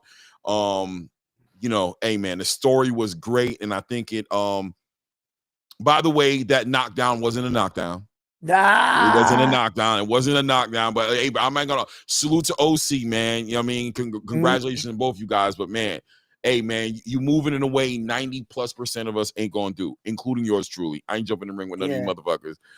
I got bad shoulders, bad elbows, kiss my ass. You get into it with me, nigga, you gonna get shot. So relax. You know what I'm saying? We outside. I live in Pennsylvania, baby. Don't cheat yourself. You know what I'm saying? I'll your best days. Right. Man, it was an experience. Clay, it was something I wanted to do. I wanted to see it through, but boy, was it hard. It was just, to anybody that's looking out, like I tell everybody, you got to be mentally prepared to do something like this. I don't encourage everybody to do this. There's a lot of things that can go wrong. Right. My wife kissed me on the way out the door, out the house, and she said, "Make sure you come back the same way you left." Right. You make sure, and you make sure if you're doing this, you training for real. Don't go out there trying to play being a tough guy, trying to impress your girlfriend type shit. You're gonna get hurt. Right. So Claymore, like a lot of people, like in the beginning of this, trying to get them to take me serious. Like I'm walking in the gym, I'm all of 51 years old. I'm like, I want to fight. They're like laughing, like, this guy's gonna quit. He's gonna gas out. I heard it all, and I went through, all the doubts and everything, but I saw this through, and it was something that I had to see it through. There were a lot of things in this fight that really tested my credibility as a man. There was a point in the fight that I wanted to quit. And I decided not only was I not gonna quit, but not only was I not gonna quit, but I was still gonna try to win. Right. And I went out there and I was just throwing punches, slugging it out, Claymore. And when it was all said and done, I gotta tell you, I gotta admit one thing to you, Clay. Talk to me. I never felt more alive. Man, listen. Like after it Were was you all said, proud of yourself? I mean, when it was all said and done, and it said ding, ding, ding, before the decision came, before they decided who won, how did you feel? I mean, you're trying to, obviously, I'm sure you're trying to catch your right, breath. You're like, right, Jesus, man, what this was right. crazy. It's all said and done. How are you feeling about yourself, man? Outside of whether you won or whether you lost, because you're still Right, floating. You don't know what the judge is going to say. right. But I'm gonna ultimately, tell how you. did you I'm gonna feel? tell you exactly what I felt like. I felt like I ran through a landmine field and I got through it without blowing up. Yeah. Yeah. That's exactly how I felt, Clay. It's gotta be good, man. It's gotta be a good Like feeling. I felt like I was throwing through all the mines, and I Uh, finally got there, and I was like, I Did you look like, back? You look back at the field and you like, damn. You look at yeah, all the holes and everything you could have stepped in. You were like, right, woo. right. It was one of those moments where that I was so exhausted, but I was looking for a door or a room to run in so that I can scream. But I Right, didn't have that moment. right. Everybody was still around me and everything. Mhm. I didn't get a chance to embrace the moment. Like a part of me wanted to cry. A part of me wanted to just be like, wow, I did it. Like I couldn't believe I did it. Like, and because you doubt yourself sometimes, like I didn't get the best Hey, you training. don't know unless you do it, right? You can Right, give all the fantasy settings. You can say what you would do, what you could right, do, but ain't nothing like actually doing it. And right, that's always up in the air, right? We don't know. right. We know what And we then know. We don't know what we don't know. right, and then do I got enough punch resistance to get punched in the face at 51 and not just go down? Do I got enough punch in my own punch? Do I got enough in my own ability to not look sloppy and at least give a good account of myself? I could have not predicted for a better outcome for myself. I would have liked the win, but I got out of the three things I was mostly concerned of, I was concerned of gassing out and not completing the fight. I Mhm. was concerned on getting knocked out in the fight. And then the other thing was winning the fight. Right. So, two out of the three things, I take this chance of becoming a meme. A lot of things could have went wrong for me, in this fight. A lot of Yeah, things I put a lot on the line here. You no know, doubt. my reputation, what I believe as a fighter, everything. And I was willing to take to do all of that to experience what I experienced, man. And I'm telling you, after the fight, man, I might have looked exhausted and everything, but I felt exactly like that, man. I felt Yeah. happy. You know, um, I was thankful for being a part of it. I met a lot of great people out there. Matching the voices were crazy. People were walking up to me, "Hey, round one," and I'm like, "Keep talking," because I want to try to match the voice to the name. And it was just an amazing experience, Clay. And that's my story. That's my story. But I tell people all the time, like my brother Claymore right here, like he said, you don't have to lace it up to have an eye for the sport or love for the sport, but Right. give back to the sport. Larry Merchant and a lot of these gentlemen and a lot of other guys, cover the sport for years. Mhm. Not all of us can be coaches, not all of us can be fighters, but in our own way contribute to the sport. Yes, And sir. that's why I always enjoy the company of the men and women that dedicate their time and study what they're looking up, just like men like you, Clay. Yes, sir. And that's why I always I'm always thankful when you stop by or you come through and we talk about how's Blue doing. You know what I mean? Yeah, Blue doing good, man. Blue doing good, man. I mean, I ain't his daddy or nothing, but Yeah, yeah, he's yeah. doing good, man. He's on his journey as well. Yep. He's on his journey to be the best shape he can be in. He's working out, I mean, he's cutting a lot of Is weight, he? doing a lot of things. Oh yeah, bro. Blues he's over here trying to be the Iron Man, bro. He's going crazy. Oh no! Say I started like getting all of us going here. Listen, Oh everybody my trying to, God. bro. But it's the time, right? Like I see Showbiz doing the same thing. If you watch Showbiz, he's getting in shape. He's punching the bag. He's losing weight. He's fasting. He's eating right. He's trying to, I just saw him do something with David Benavidez where he actually went running for like 3 to 5 miles with David Benavidez. I think he probably tapped out like 2 miles. But, but you know how that video go. They're going to edit it, move the screens around. But at the end of the day, that's what it's all about. Even me, you know what I'm saying? I'm on my fitness journey as well. I actually fell off a little bit, like in like 3 weeks I've been in the gym, but I'm heading back in trying to, cut about 40, 50 pounds more than when I'm losing. Trying to slim up, man. This camera, bad enough, this camera don't do you service. You know what I'm saying? Bad enough. You know what I mean? You want to get in front of that shit before, this space is diabolical. They'll eat you up for everything. So Well, actually, you want to know something, Clay? Yes, sir. Yes, sir. The thing that I got the most was that I didn't look as big as I am. Everybody said that all they saw when I'm on the TV that I'm only from here to here. Right. That when they met me in person, everybody was that was one of the first times I ever went somewhere and they were like, "Wow, you're actually bigger in person than I thought." I usually never get that. You do look like a bit of a small person to a degree. I do think that people sort of like you know what I mean? You had defined chest, arms, like you got big. Yeah, I could say that. I'll co-sign that. I saw that to see you on like in the ring. I'm like, look at round one for sure. I think so. And a lot of people said that to me. So I guess, the camera can do something for all of us and shit. But yeah, man, it's good to hear that you're losing weight and taking care of yourself, because like we all start to realize that this getting old shit is for the birds, man, and we really got to take care of our health. Right. We really do, because I learned a lot about myself in this journey. I'm a stubborn old young man, right? Where that I didn't get the memo to get old. Right. I didn't know I was supposed to do you a didn't lot get the of these memo to things. turn your hat around? Nah. I always thought I was 17 in my head. I don't know why, but yeah, man. Now I went to my doctor, and after they yelled at me for a little while, they was like, "Yeah, we're gonna get you back on track with physicals." And I got like this thing going every 6 months. I go do this physical now and shit. So this is my first time. This will be my first 6 months going, by the way.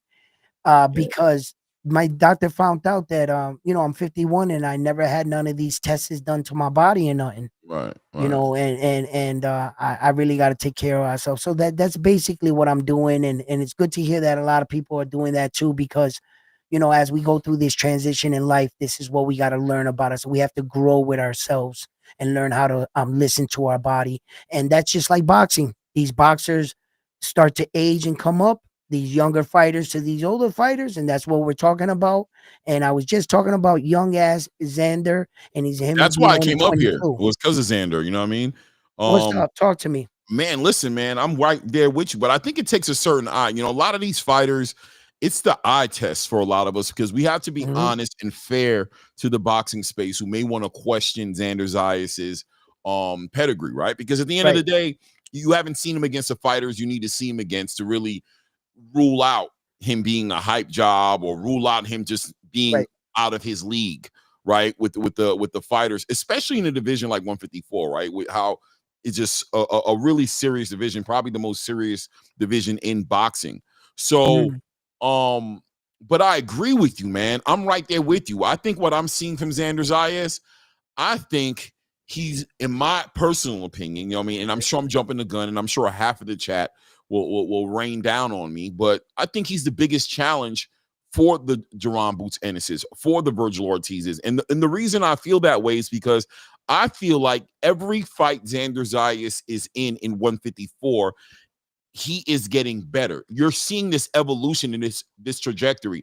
And you know what the feeling it's giving me round one is that if you don't find him soon and you wait till later, you might really be asked out. And that being said, I'll land my plane here to say this. Xander's preparing for Jerron Boots Ennis and Virgil Ortiz every fight that he's in, because 154 is lopsided in the punchers and the brawlers, right? There's not a lot of boxers at 154 on the level of Xander Zayas. So those guys, when they get in the ring with Xander Zayas, I think it's a bit of a culture shock. It's like, this dude's moving. He's controlling the distance. He's controlling the range. He's moving, and so he's taking rounds away from you, and you're used to, like, you know, you see Erickson Lubin and Virgil Ortiz, for example, a couple of days ago. Come on, man. We thought Erickson would do something a little different, right? Move around a little bit more, use that jab, stand behind, and he lays up against the rope. So listen, on paper, it looks great for Virgil. It does. But in reality, I'm going to speak for myself. He still hasn't faced those fighters for me yet. He still hasn't been tested in the way I think Jerron would test him. He hasn't been tested in the way Xander would test him. He's not getting in the ring with those guys. You don't think he beat this guy better than Terrence Crawford, Virgil? Who, Majimov? Yeah. I definitely believe he definitely did, but I'm telling you, I just got to be honest with you. Yeah. Majimov was coming in off an upper respiratory infection. The conditioning wasn't there. I don't want to shoot shots at Virgil Ortiz. 12 fights. But I got to be honest with you, and I got to tell you, do I believe Israel Majimov, who fought Terrence Crawford, is the same Israel Majimov who was in the ring with Virgil Ortiz? I don't believe it, right? But it's okay, right? On paper, the resume says it's better than Jerron Boots Ennis'. Styles make fights. I don't want to take away from his victory, but I'm not there yet. I need to see him in there with the slick fighter. I need to see him in there. I was hoping Erickson Lubin might show us a little bit more, force Virgil Ortiz to adjust to that kind of a fighter, but he didn't. Israel Majimov, though, for argument's sake, for the first 3 to 5 rounds of that fight, right, Virgil was looking peppered and seasoned. By the end of the second round, the middle of that man's face was peppered and seasoned and ready to be thrown on the grill. You know what I'm saying? He got touched up in that fight. So let's see what happens. Well, as far as moves I tried to copy your setup. Yup, you damn right I did. I'm trying to be like the best boxing expert. Hey, yo, that's my man Clay, man. Yo, listen. And the thing is this. So as far as that division that you're talking about, that hot division at 154, it's already been announced that Xander's going to be taking on the WBA newly acquired champion right there at 154. So if he can win this, he'll unify the what has he got? The WBO and then the WBA, because Xander has the WBO. So that being said, that's a good move. Now, this fight that people are talking about, since you're here, I want to ask you, do you think it is a waste of time right now, or do you think it's the fight to happen right now? Virgil Ortiz versus Jerron Boots Ennis. They made a little thing, got him in the ring. Clay, what do you think about that fight? Do you think they should become champions, then meet?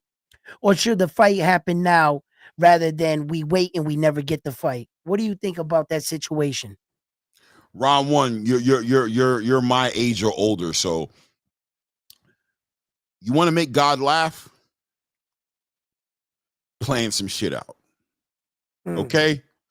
Now, what does that mean? That means strike while the kettle is hot. Did you see that face-off that I saw on Saturday? Did you see the crowd go crazy? Did you go crazy? I went crazy. I lost my mind. I almost fell out my chair. I needed to see that. I needed to see Jerron Boots Ennis take that extra step. We've been screaming for Jerron Boots Ennis to get active in his career, get vocal, do things like what he just did with Virgil. He did it. Virgil responded accordingly. Bring your ass right here, brother. You in the ring. What's up? Can I get a yes? Can the church say amen? Jerron Boots Ennis said yes. Eddie, where's the paperwork? Yeah, right now. Let's do it right now, because you're not promised tomorrow in this division. It's a hornet's nest of a division. Anything can happen. Bakram can beat Jerron Boots Ennis. Virgil can lose against Sebastian Fundora. He can lose against Errol Spence, I guess, if that's a fight they're trying to make, which is a fucking joke. He can lose against any of these other fighters. Listen, this fight isn't a fight about championships. It's not a fight about undisputed and unifications. It's a fight about stylistically, this may be the most anticipated best fight that can be made in boxing right now. I emphasize on can be made because you got other fights you might want to see. Maybe you want to see Canelo and David Benavidez. Maybe you want to see Gervonta Tank Davis and Shakur Stevenson. Maybe there's all these fights you want to see. Maybe you want to see Gervonta Tank Davis against Monster Inoue. I don't know what tickles your fancy, but those fights just aren't realistically going to happen anytime soon. That fight can be made and it should be made. American boxing could use it. What a way to get the American boxing space boiled up is to see these two guys get in the ring. You saw Christian and Billy and Lester Martinez get it in, and they shocked the world the way they threw it down. It was worth the watch. It was worth it for boxing. Both guys came up at the end of that fight. It was a draw, right? I think it was a draw. But at the end of the day, boxing, American boxing, did well off of the back end of that. Don't waste not another moment. The next fight that should be made is Jaron Boots Ennis versus Virgil Ortiz. I got one for you. You helped me sell this in my head to me, right? Mm-hmm. The more you talked, the more I started putting it together. Okay, this is the next. You see, first of all, before I land my plane, let me dress it up for you. I understand where you're saying the fight needs to happen now, being that the fact that both fighters have been in the game long enough where their names can bring the people out without the belts. That they have established themselves enough that the world knows Virgil Ortiz and some of the world knows Jaron Boots Ennis. So as far as names, a belt is not going to put that much onto it. But what will sell this fight is this. This is the next Terrence Crawford. This is supposed to be the next Canelo Alvarez, Mexico fighter type shit. Mm-hmm. The fighter from here is the one that takes the torch and should take off, like when Floyd and Saul did.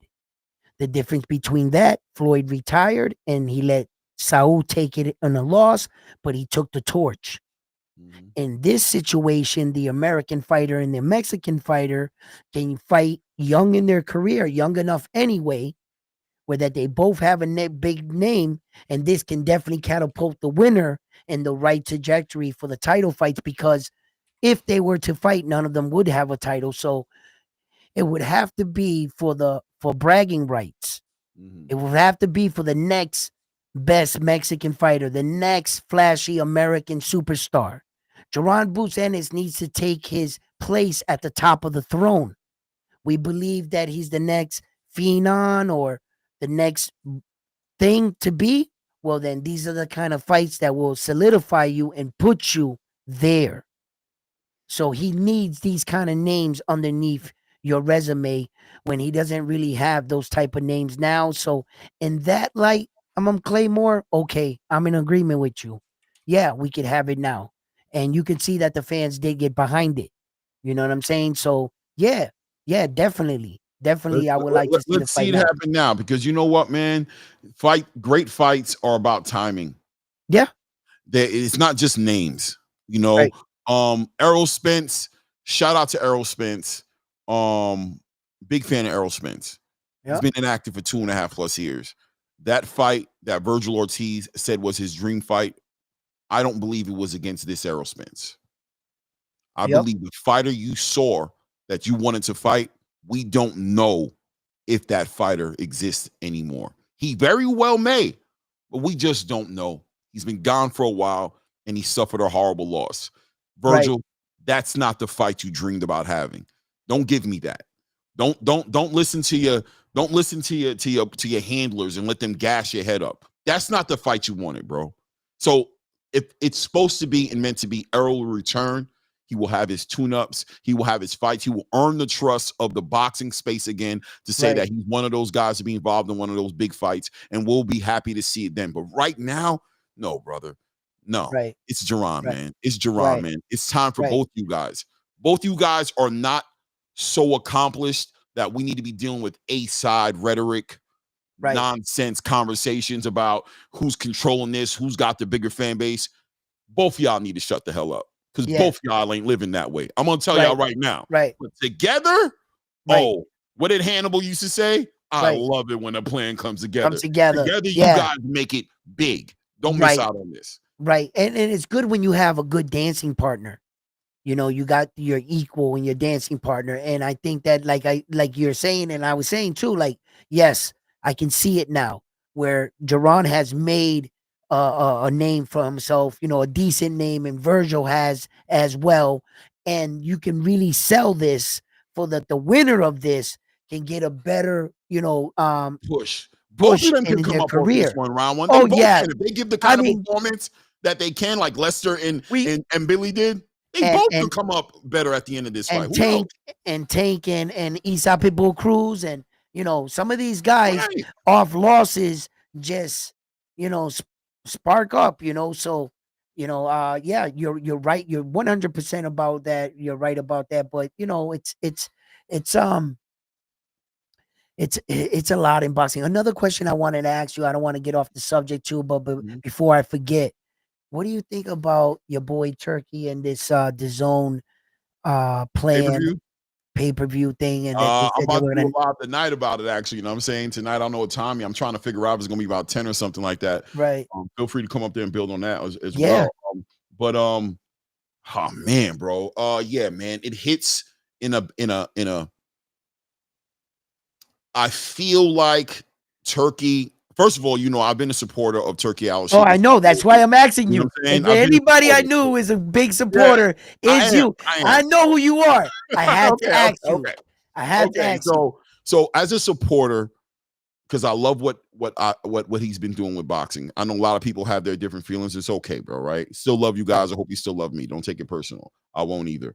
But this one rolled out in a bad way. It did. And Turkey has a bad habit. He has to learn from it. It's not the first time he's kind of put his foot in his mouth. He speaks emotionally. He gets in there. He wants to get the crowd going. But I think in this case scenario, this was a situation to where there's too many moving parts for Turkey to have made an announcement the way he did.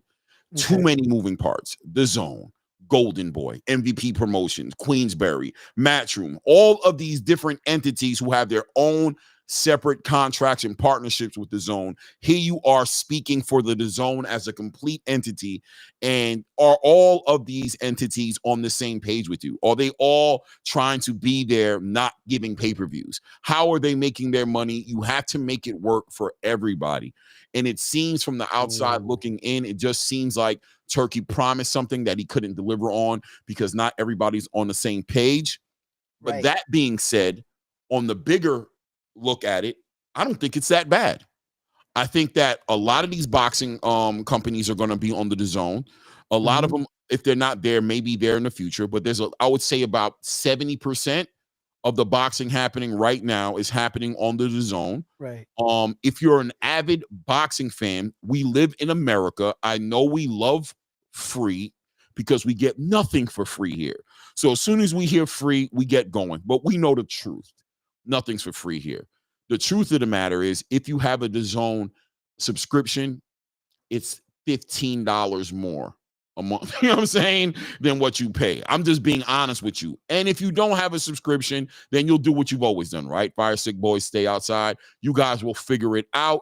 Me personally, the kind of boxing fan that I am, how much boxing I watch, I didn't even think twice about it. I upgraded my you know what I'm saying, my account, and I'm watching boxing, you know what I'm saying? But I Right. do think the rollout was diabolical. I think it looks bad.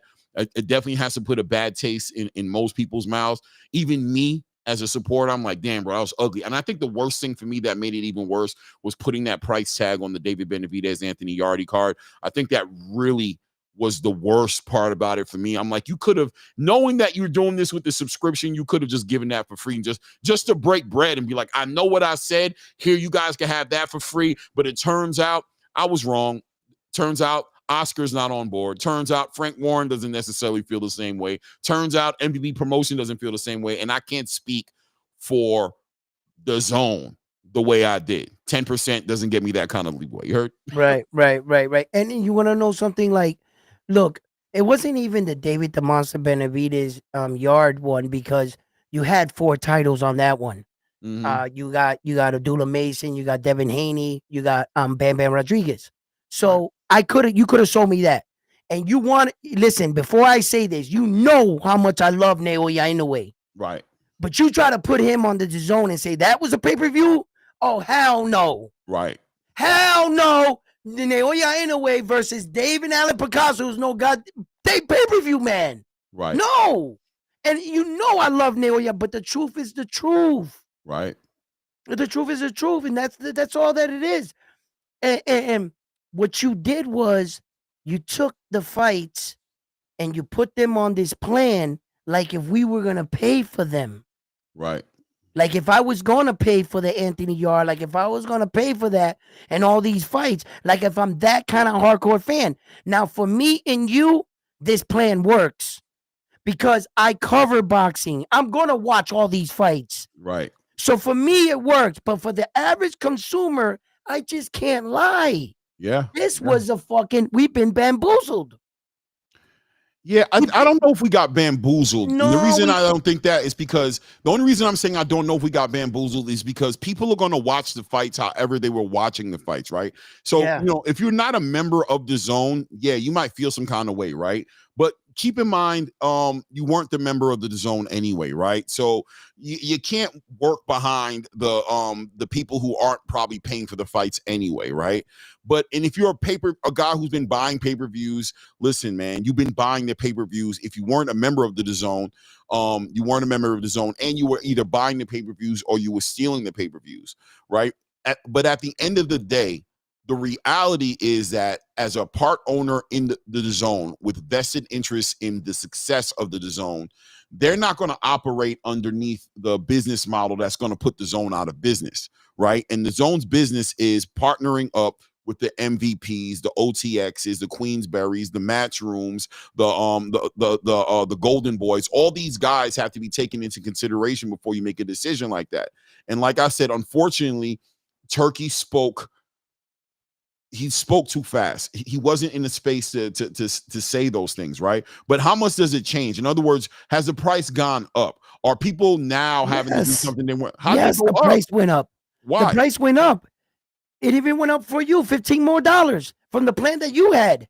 Yeah, but I'm not paying for the pay-per-views. But wait, hold on. But listen, Chris Eubank and fucking Conor Benn is not a pay-per-view for me in America. Maybe that might be in UK, but I wouldn't pay for that. I see what you're trying to say. I see what you're trying to say. So you wouldn't. They're saying 12 pay-per-views, and you wouldn't. Right. I got what you're saying. You see what I'm saying? Yeah. But you didn't let me pick my pay-per-views. You just acted for me, and then stuck me with a price when what you were saying was you're our savior. You're doing away with the pay-per-view. Yeah, no longer $89. I'm here to save boxing. And then all of a sudden, from my last month, the zone plan from last year, if I go to renew it, it's more. So how the fuck did you if you want to watch boxing, it's not more if you don't. You can keep it the same. Right. Plan. Okay. But since we're talking about boxing and our sport, let's keep it boxing. Right. When you came out and told me a few months ago, I'm the savior of boxing. And what you came back with me was a higher bill. Right. That's exactly what you came back to me. But you try to explain the bill. You try to tell me you had 2 steaks, 2 beers, and wait a minute, I only needed 1 steak. I didn't need 3 beers. Why are you making me pay for all this extra shit? Right. And then if I don't submit to your plan and I just want to come in and pay for the fights that I do, I'm being penalized almost triple. Yeah. So either way, you're going to get that money out of me. Yeah, and I'll be honest with you, even to look at it like this way, with the regular plan, I was able to watch the free fights. Now I can't watch the free fights. You know what I'm saying? Now I got to pay regardless to see the free fights. And yeah, I agree. And seeing all these bizarre matches and fights, 3 men in the ring type shit with all that shit that the zone gives you and darts and whatever, right? Okay, I don't want none of that other stuff. I never wanted it. Right. And then last year, when I signed up to your plan, I actually got that stuff for free. Mm-hmm. Now you're trying to dress that stuff up and say, now I got to pay you for the free stuff so that it looks like more stuff. Right. So that the new guy that comes in says, look at all the stuff we are getting, what we're paying for. Right. But us that we're regular consumer, that we've been here with you, our bill just keeps going up year by year, but yet you're So telling me can that this you're helping. plan can this plan see some redemption at the end of 2026 if the pay-per-views they deliver us, let's say 90% of them are worthwhile. Let's say the biggest fights are being made. We are seeing these big fights. Can they is it possible to redeem this plan and look back at it at the beginning of 2027 and say that worked out well? Those were Yes. pay-per-view fights. Yes, Can the they would. biggest fights be made? Yes, And, but they have to make some adjustments. mm-hmm, They can save all of this, and in fact, there is a solution in a way where that they can attract more fans. Hear me mm-hmm, out. Check it out. mm-hmm, What you would have to do is legitimately lower the price. You put that $25 every fight. What's going to happen is this. When you see the price 24.99 pop up on your screen, what's going to happen is a decision is going to be made in your head. Either I pay $25 to deal without the buffering or the half the stealing of the thing. And in right. the middle of the fight, it get cut off. When all I got to do is $25 would keep it going. Now, what happens is this. In business, you're taught that the minute you raise your price, never lower it. Because if I already got you paying this much, never lower your price. That's business 101. But the times have changed, and business models need to evolve with it. If they do that, they understand that back then there wasn't a lot of networking. Now a lot of people going to $24.95, sign me up, right? And you could, and then this is the kicker. Just give them $25 for the fights they want to see.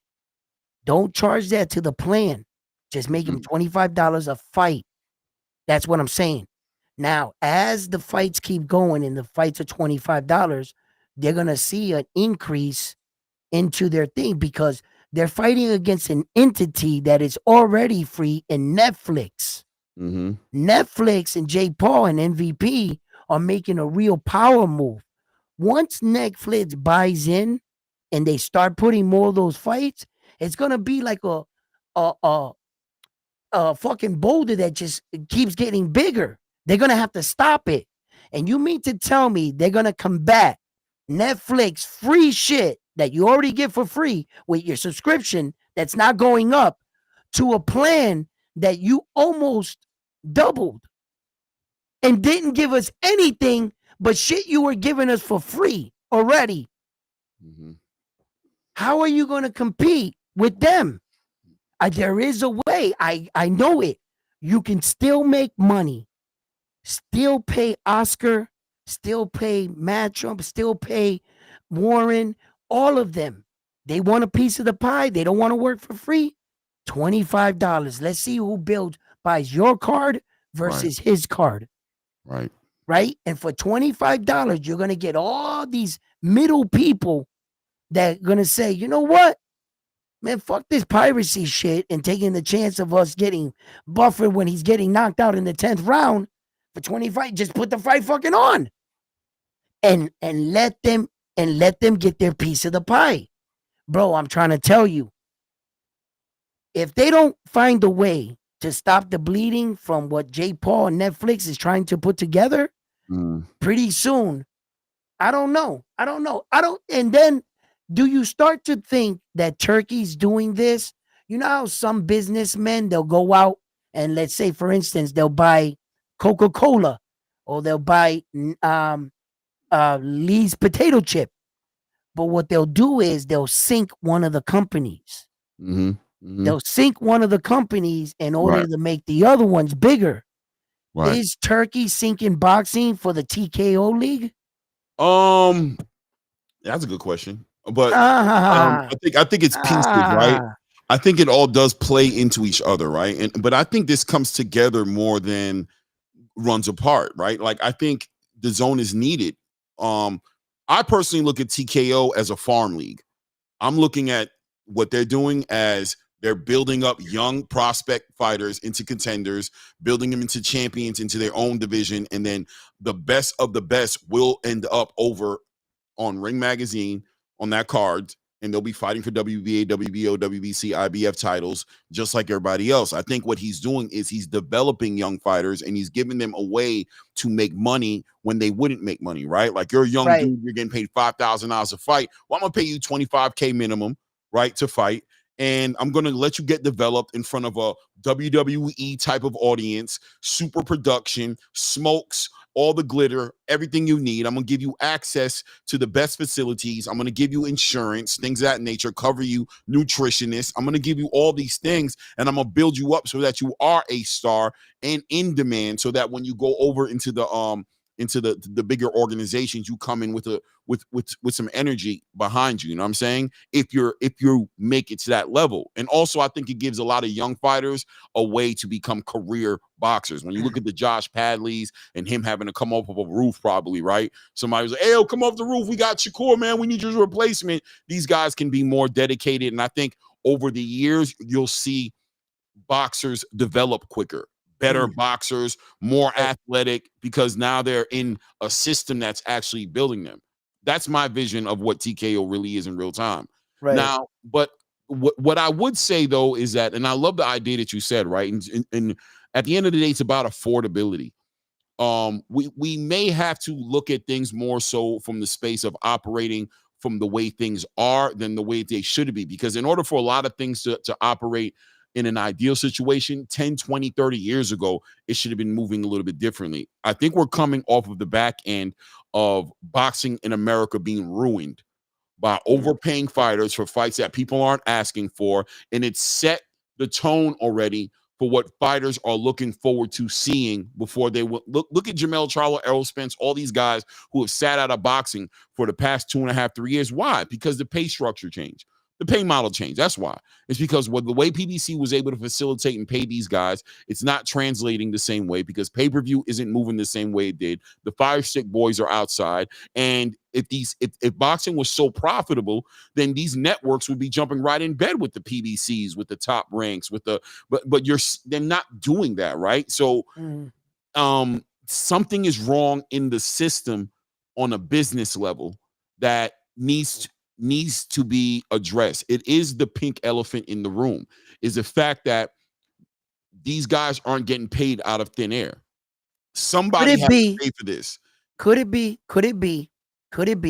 right? Where the break where we're not seeing could be where even if the promoter suggests to lower the price, when the promoter goes to make the contract with the streaming network's price is really high.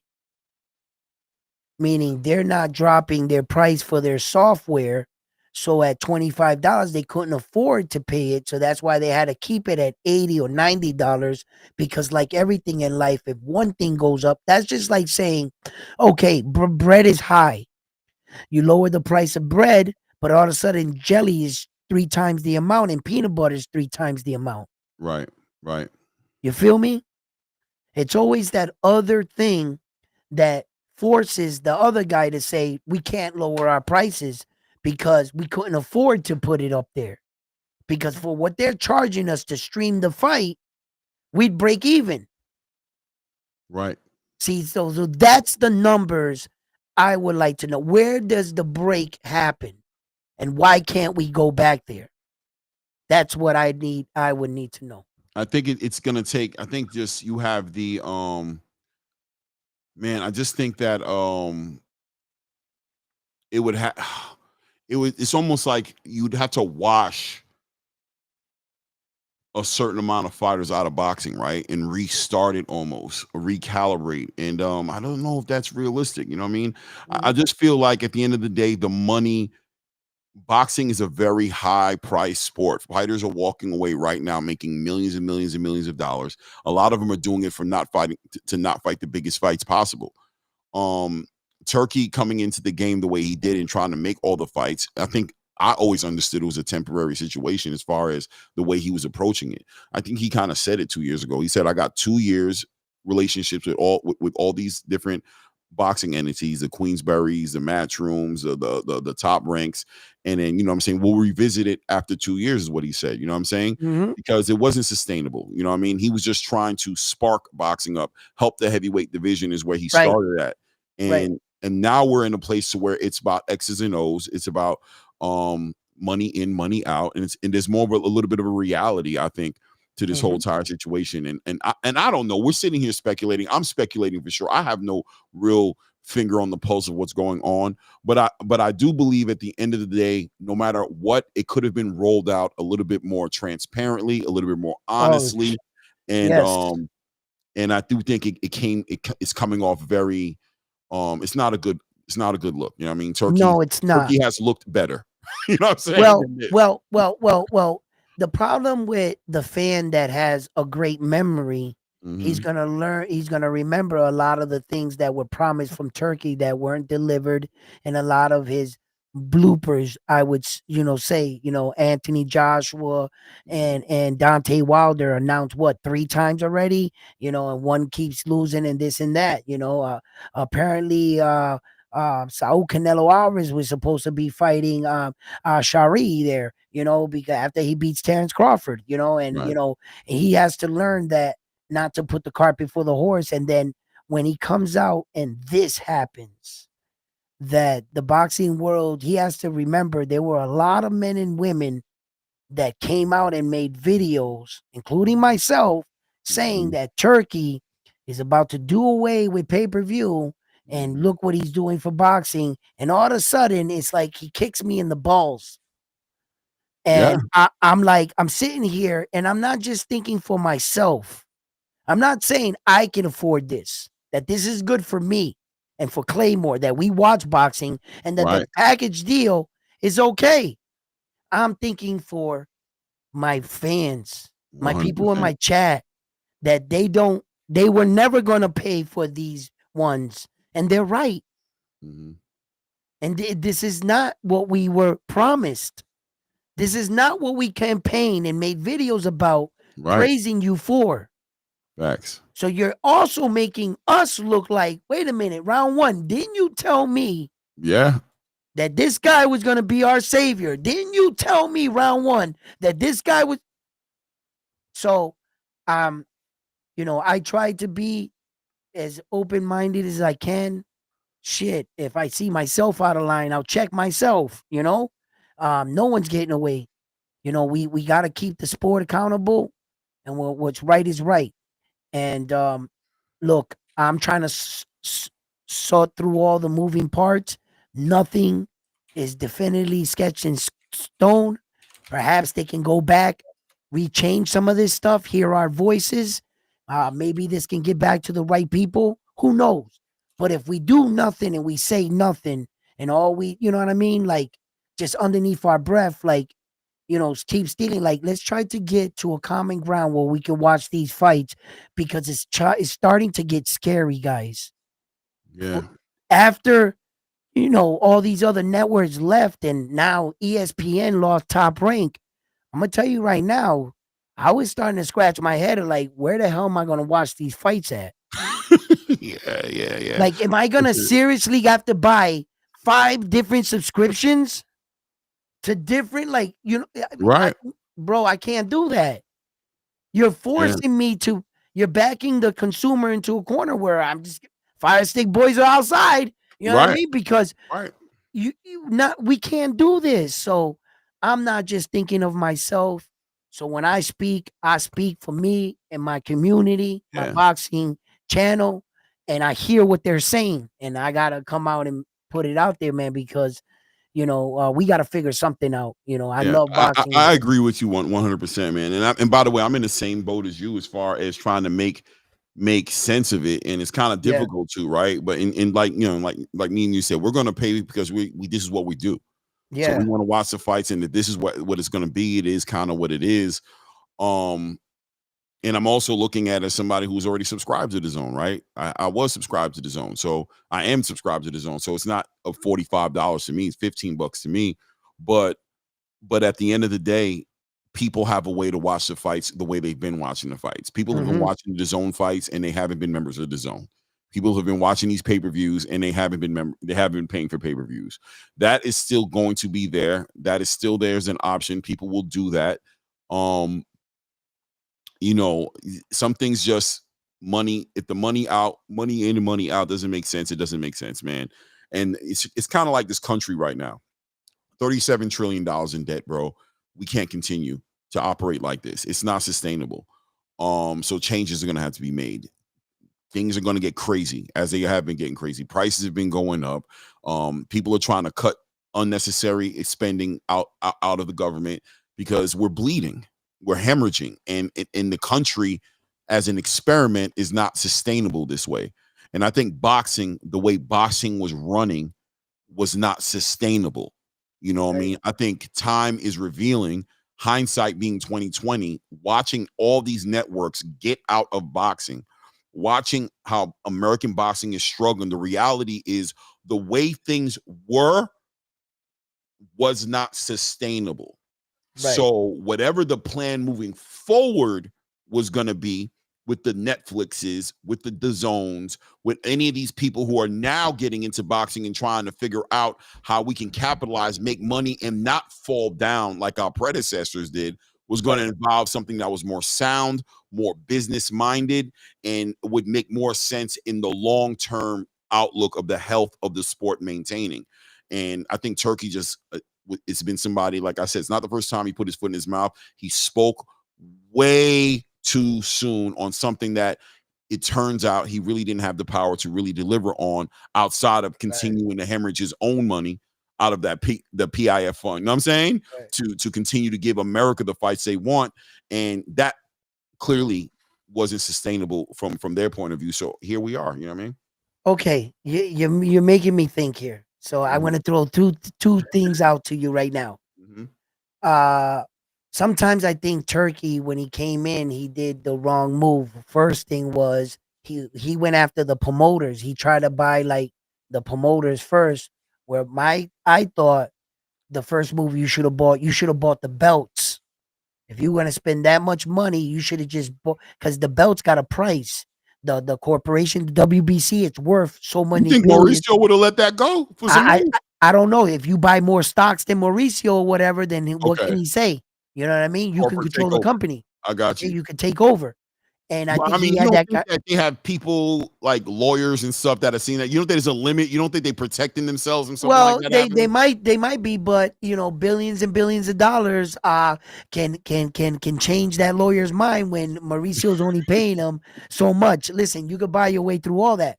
So I thought that that's the way he should have attacked it. On another sense is on this avenue with the zone. Here he goes trying to get in bed with the zone and shit and match them when I think he has enough money to start his own pay-per-view network. Right. Why did he have to get in bed with these guys and try to get all these guys to agree with him rather than shit? Why didn't I just start my own pay-per-view streaming service? And eventually, if you want to stream a fight, you can come to me because guess what? I'm streaming it for the cheapest in town. Right. Right.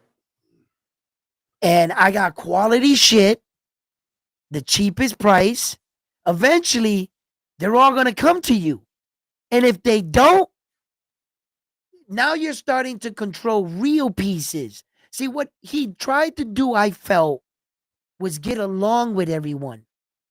And he tried to control them with the promoters, not understanding that for every top promoter, there are 35 little ones around them, and then 35 little ones around them, and then 35 little, and it was just too big. But if you hold the things everyone needs, meaning unless you need a world title, you're gonna have to come see me. If you control the belts, if you control the best streaming platform like Netflix, and the fights go to you, rather than trying to work with your streaming platform and try to get everybody to agree. I just thought there were other ways, and for as much money these motherfuckers got, shit.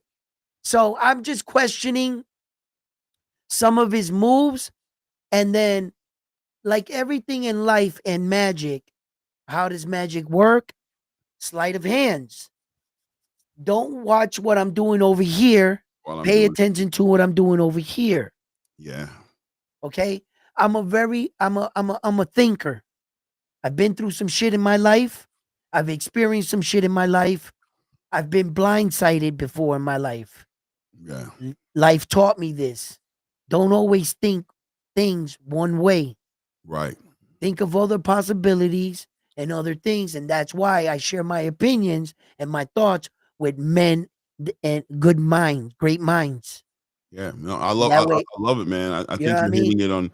I think I think without a doubt, um, from the outside looking in, we all put thought behind these guys' moves, and we try to figure out, how they're thinking, what direction they're going in, and then, like you said, was there a better way to approach this? And I'm sure hindsight will show them that there were some different things they could have done. Pop. I mean, I think Right. hindsight will show them like, ah, man, but Right. it gets to a point to where you roll the dice, you make a decision, you try to make it as well calculated as possible, and you gamble like everybody else does. You know what I mean? Like right Right. now, if you go and you buy 10 properties and you're in real estate, you'll look back at those purchases of those 10 properties and you'll be like, you know what? If I could have done that all over again, you know what I would have done? Right. Probably would have approached it like this, maybe rented out one or two first, Gotcha. but Right. at the end of the day, the intention was always to become successful in real estate. You know what I'm saying? Right. And you weren't a real estate guy. You just wanted to do what you did, and who knows what the future holds? Hindsight is always super 2020, man. Um, Mm. but nonetheless, round one, it didn't come out nice. It didn't roll. It wasn't a good rollout. It did leave a bad taste. I gotta go. I ain't gonna lie. I can't stay long. I gotta go. I'm gonna cook, All cook right. some stuff up real quick. I'm going up at 10 though. If you want to Absolutely. stop by, feel free to. Yes. Yeah, I'll grab us something to eat, and I'll also join you up there, man. But thank you for stopping by. Yeah, Claymore, let them know where they can find you. no doubt. Ayo, Claymore Rain. You guys can look it up. On matter of fact, you know what? If let me see here. Hold on one second here. Let me do Drop this. it I in can the put the link Yeah, in the drop it in the channel. chat. Yeah, That drop it way, you there. guys can just hit the link, subscribe to the channel if you're not already subscribed. I appreciate all you guys, man. You guys are in good hands over here for sure. You know what I'm saying? This guy does his thing. I've been watching him for a while. Big supporter of um of what he's doing over here. Well, let me see if I'm doing this right because I'm on my MacBook. Okay. Okay, boom. I put it in there. All right. And once again, man, hey man, super proud of you, bro. Good luck Hey, on over the weekend, man. You did a great job, man. I was rooting for thank you. you. I told everybody, I'm like, I got round one winning this one, man. I don't know, man. I just, what I mean, I know you guys sleeping on the old dude, but the reality is we're like kind of like fraternal brothers, bro. And I Yeah, can never man. go against you, bro. I just want to see That's you. what's up, man. Thank you, man. Thank you for stopping by. It's always a pleasure. My man, Claymore Rain. Everyone, if you want to check him out, he left the link in the chat. That's where you can find him. Thank Salute, you. salute, brother. Salute, salute. All right. So everyone, that's it. Great show. Always like when I talk to uh my old friends and shit. He's one of the guys I first started this streaming stuff with. I had started a little bit before him, and I met him, and we always like to talk boxing. So I always like when he comes to the show, and we kick it and stuff. But he has his own channel and he's doing his own thing and stuff. So it's always good to hook up, and talk boxing and get different insights. So I always love it. You guys know that. So, listen, fight fans, thank you for tuning in. Please do me a favor. Don't forget to hit that like button for me. And if you haven't already, subscribe to the Round One Sports Talk channel. Like always, I'm on to the next one after this one here at Round One Sports Talk. You guys have been amazing. God bless. Peace.